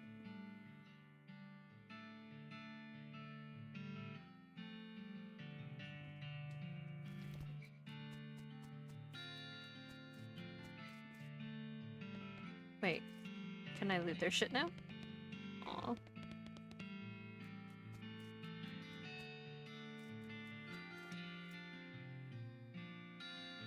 Hello, sad-looking fort. It is kind of in disrepair, yeah. The soldiers here must not be very good at their jobs, instructing soldiers to cheering up a fort.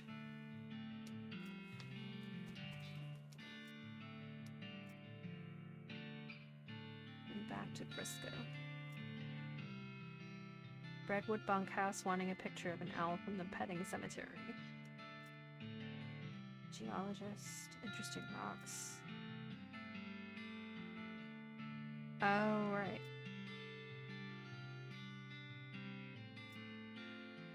Okay.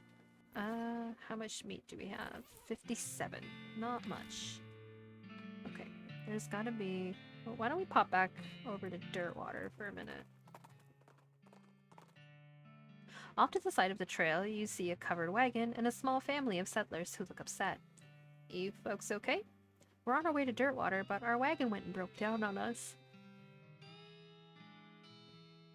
That's rough. You're liable to get attacked by bandits out here, or snakes, or coyotes, or ghosts, or other things that basically live exclusively on stranded travelers. Isn't there something you can do to help us? I'll give them a ride to Dirtwater. Alright, I'll give you... Wait a minute. You've got 2 horses hitched to this wagon. Why don't you just ride the horses? What? You know how to ride a horse, don't you? Just ride to Dirtwater. But these are cart horses. Oh, for the love of...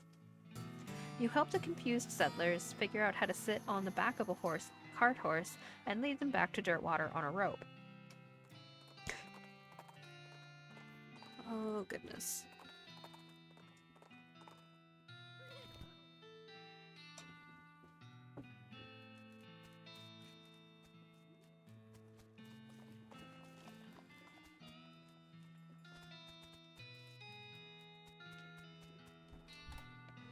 Oh, hey, it's you! Thanks for telling me about this place instead of arresting me, or shooting me in the head and then arresting me. No problem. I'm not really a bounty hunter anyway, just looking to help people out. Well, you sure did help me out. I really appreciate the opportunity, and things are going pretty well. Not a single yeast monster yet. A boot maker moved in next door, so I'm trying out a boots-themed recipe. No, don't worry, it doesn't have boots in it. I take them out before bottling. Care to try it? What you got? I need to sell shit.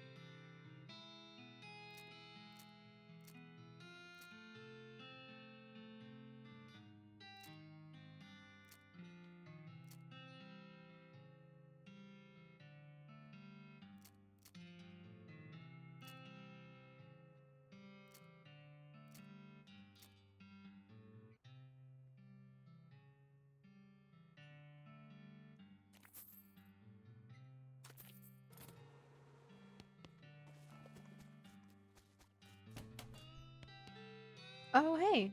Hi. Nice to see you again. Hey, did your elves make the trip okay? Oh, sure, yeah. No problems, like, at all. I've been seeing them less and less since the move, though, so I've been making some boots myself, just to help them out. Well, that's real nice of you. What, what can what can I get you?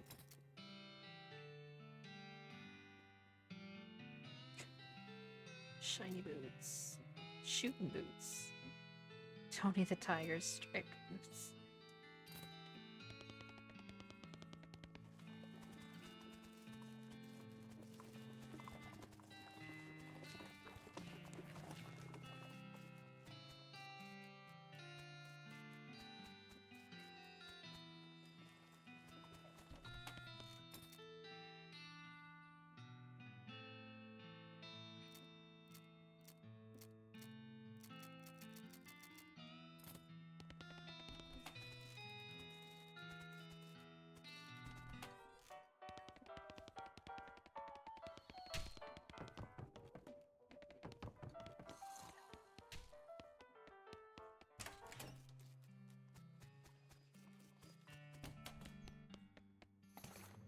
Look at a package from Rufus.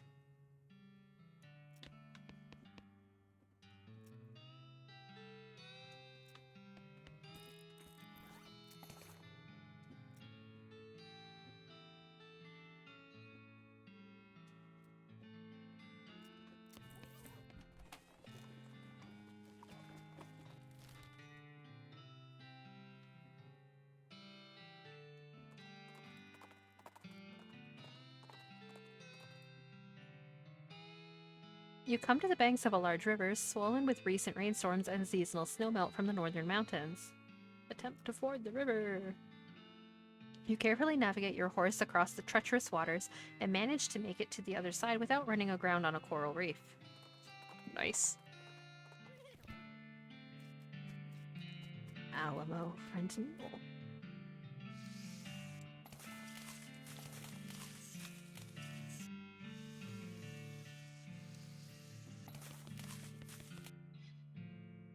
Oh, great, another customer. As if I didn't have enough to deal with already, what with the paperwork and the heat and the mule bites, and someone keeps stealing my lunch out of the employee icebox.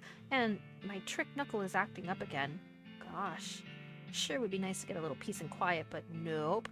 I've got to stand here at this counter all day, and the hardwood floor isn't helping my sciatica, let me tell you. Don't even get me started on what they pay us around here. The mules eat better than I do. Uh-huh. And if all that wasn't bad enough, I went and dropped my daughter's birthday present down a stupid hole at a stupid mine. And will anyone go and get it for me? Yeah, right. You want me to go get it? Wait, really? Did a miracle just occur? I can hardly believe it. Where did you lose it? Oh, not far from here, a place called Deepest Delve Mine. I was looking to scavenge some free string to tie up the package with, and I dropped it. And of course, because it's a bracelet, it's round, so of course it rolls into a hole under some kind of stupid machine. Alright, I'll go check it out.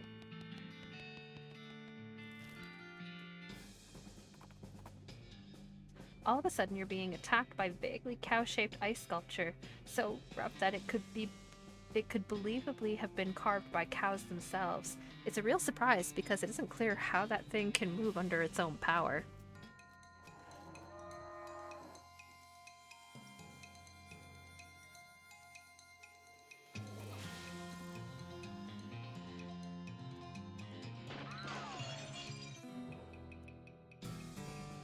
With the way you destroyed that iceberg, they should call you global warming. Cool. This weird shaft thing goes down further than you can see.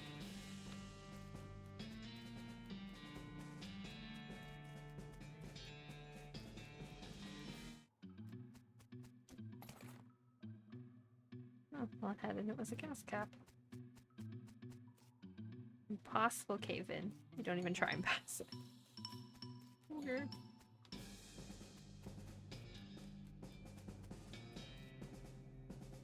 The shaft has collapsed, but there is a rope leading down through the rubble.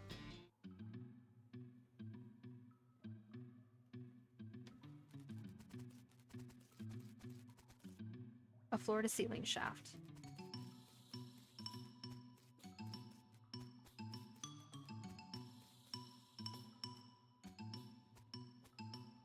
pull the lever, but nothing happens. A quick peek at the generator reveals that it's out of kerosene.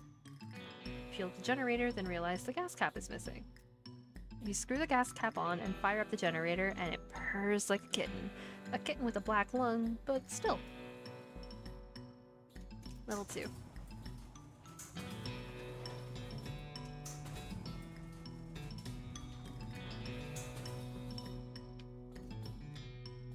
Just a bunch of worthless leftovers.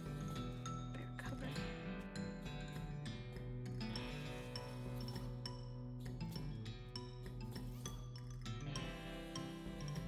These cultists are really going to town with the whispering and the tracing of spirals in the air and generally being really creepy cult weirdos. One of them notices you approaching and nods politely before going back to her muttering and whatever. She's the only one that notices you, and none of them seem inclined to get out of your way.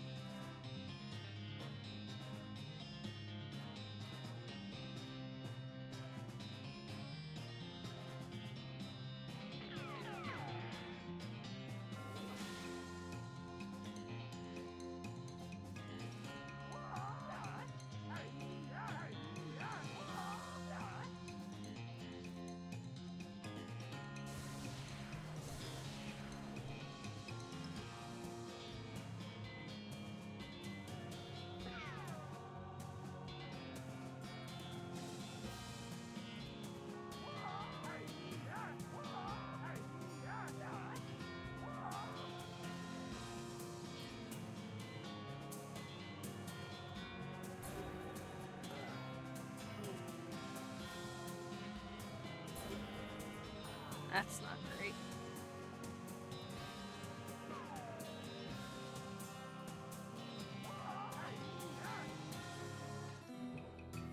You dispatch all 4 of the cultists in record times. Forging level 2, stalk certificate, stalk certificate.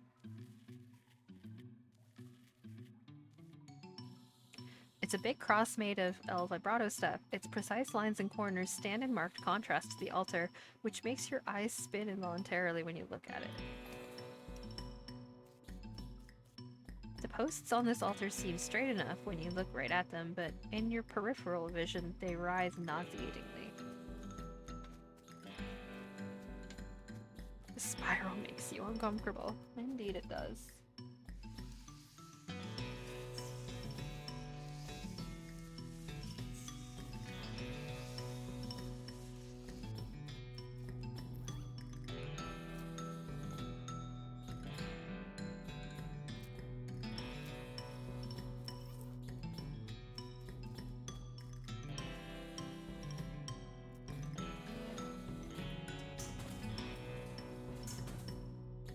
A toilet!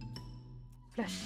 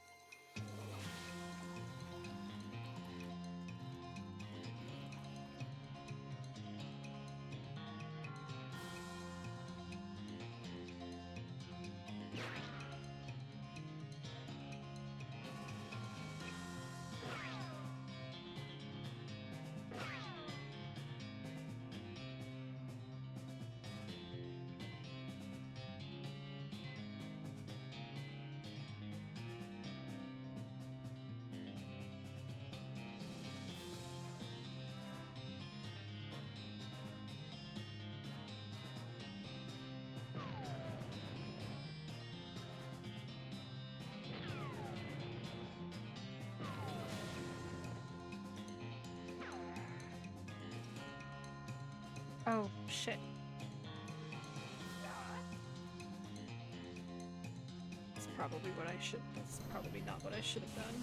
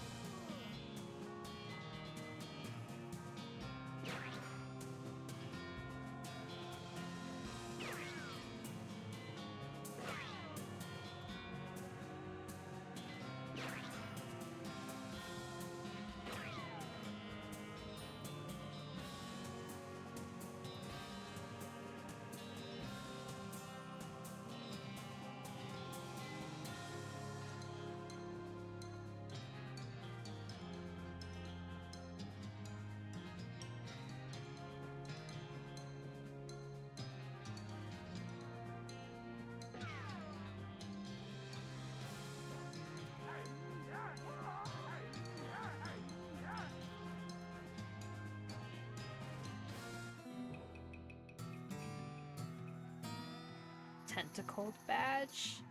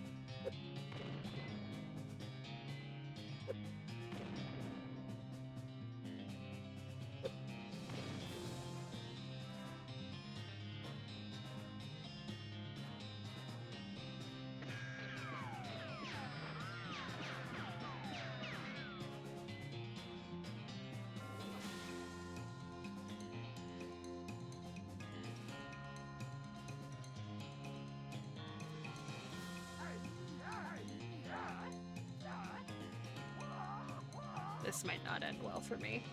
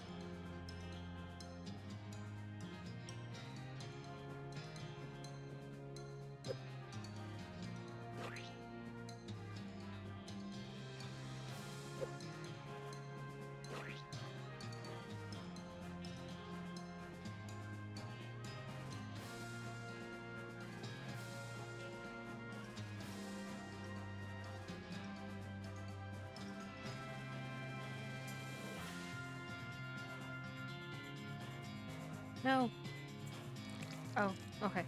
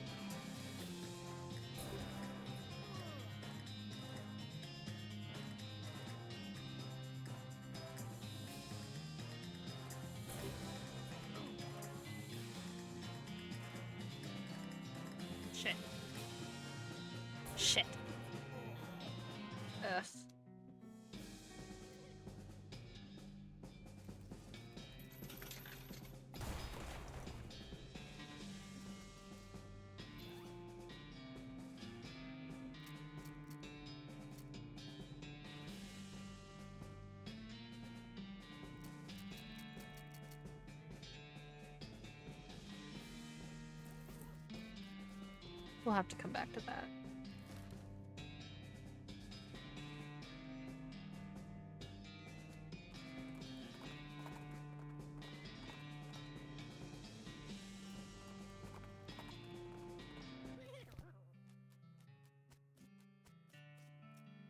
You jump onto Dupper's Jr.'s back, and ride like the wind, following the railroad tracks back into the desert.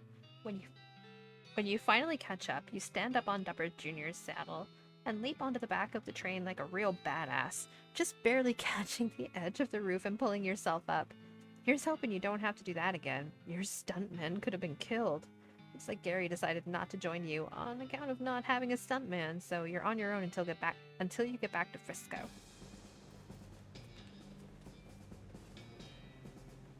You are feeling neither fair nor square. Take the train back by force.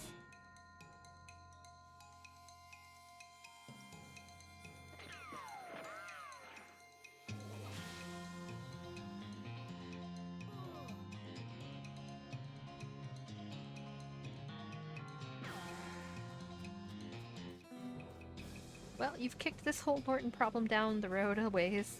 Down the train a ways. He ran a ways further down the train. Coward! Oh boy. Oh good, somebody has built a rickety-ass bridge between these train cars.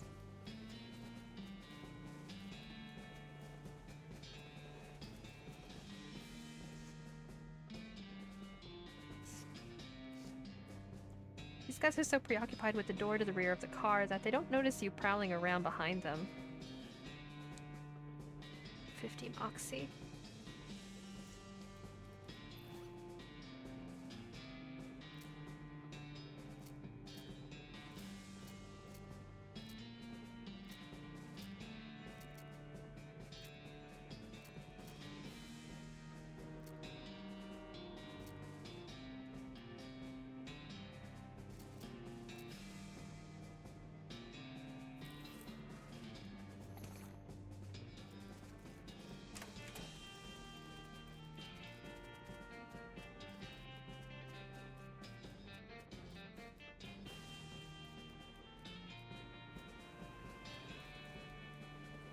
People really shouldn't refer to themselves in the third person. Correct his grammar.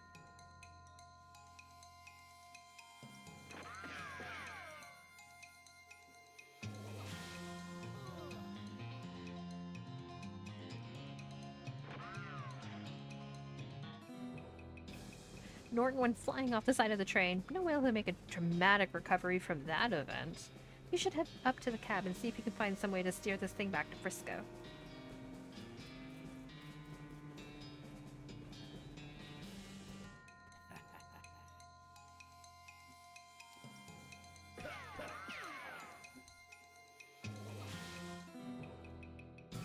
That's why you shouldn't play with knives on top of trains that are speeding through the desert. You rifle through his pockets, they're empty except for his luggage tag. Turns out his tag number is 3.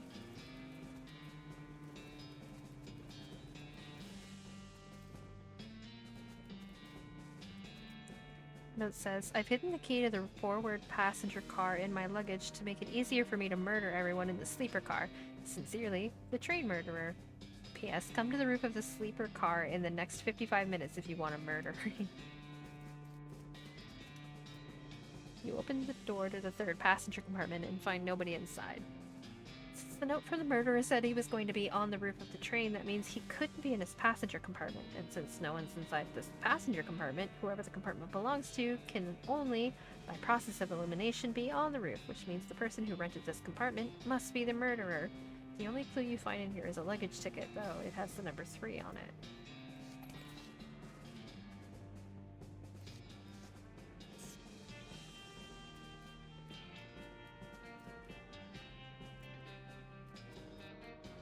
You finally make it to the passenger car, one car back from the locomotive, which may be confusing if you thought locomotive meant the entire train, so I could just say the engine, except that also refers to the engine itself, that is, the actual steam engine that makes the train go, and not just the frontmost car of the train.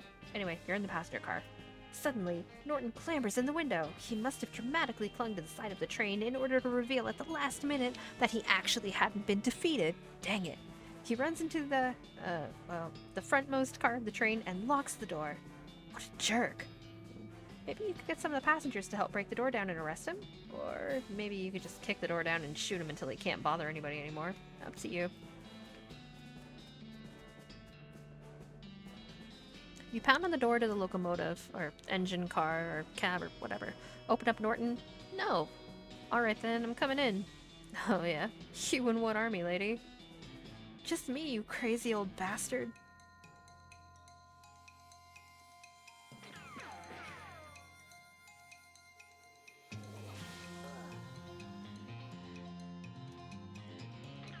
That'll do. Uncle, uncle! Well, that's one way to deal with an antagonistic bureaucrat. Not, strictly speaking, a legal or moral way, but it's hard to argue with success, especially when you're dealing with a crazy old bastard who poisoned your eyes and kidnapped an entire train. Hooray! You did it. Thanks, boss. No problem. We got the track laid right up to the station now, the first ever cross-territory railroad, thanks to the Manifest Destiny Railroad Company, and principally, you. You did a real good job, Raine Twitch TV. Aw, don't mention it.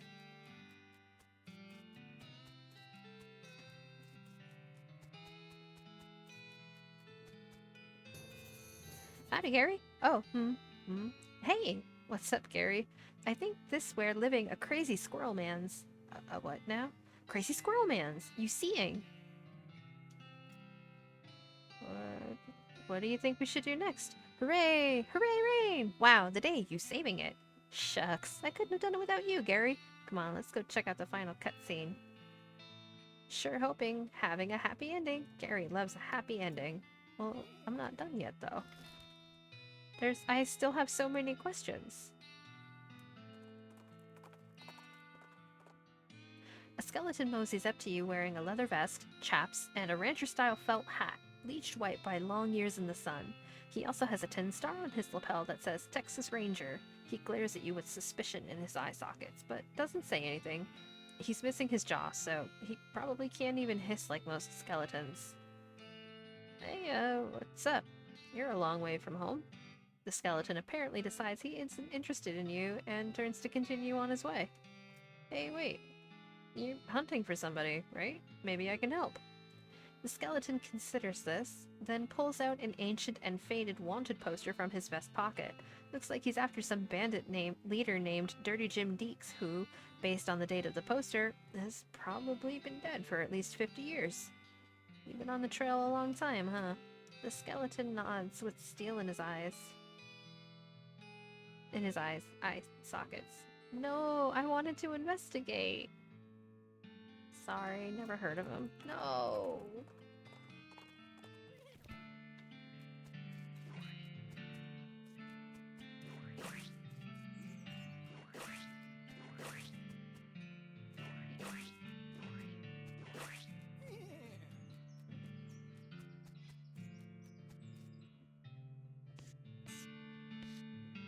Howdy. Name's Holloway. Ab Holloway. Sorry for the chitterin'. I ain't seen another person in a long time. That's not surprising. This place is pretty secluded. What do you do here? Mostly I sell pine cones to squirrels. He frowns. Well, alright. Holloway chews on something as he had stored away in one of his cheeks. Let's see what you're selling, I guess.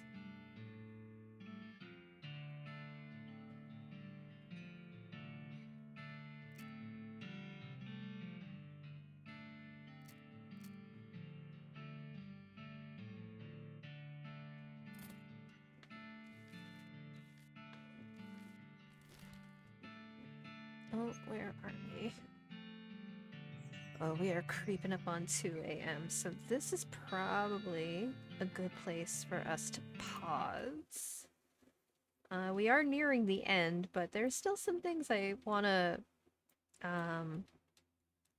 finish off before we view the final cutscene. But let's see if there is anyone we can bring out to.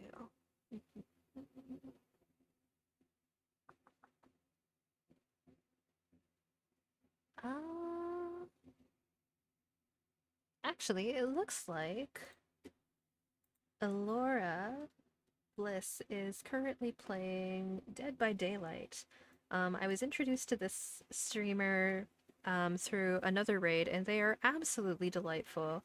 And I think you guys will like her. So if you don't mind sticking around just a couple extra minutes while we raid out to them, that would be amazing, and I would really appreciate it. Show a little bit of love to a fellow streamer. Um, I am planning on streaming some more of this tomorrow night when I get in from work. I'm not sure if tomorrow will be the final West of Loathing stream before we start into Shadow. Um, we shall see. If you'd like to stay updated on when I will be live again, in addition to making sure your Twitch notifications are on for my channel, you can join my Discord. There is a link to an open invite to the server in my Twitch profile page, and Jeeves has thrown that link in chat for us ever so helpfully. Come say hey and join the chaos. I will be posting the VOD of the stream to YouTube over the next day or so. We're going to shoot a quick prayer to the internet gods. Glory to them, hallowed are their names.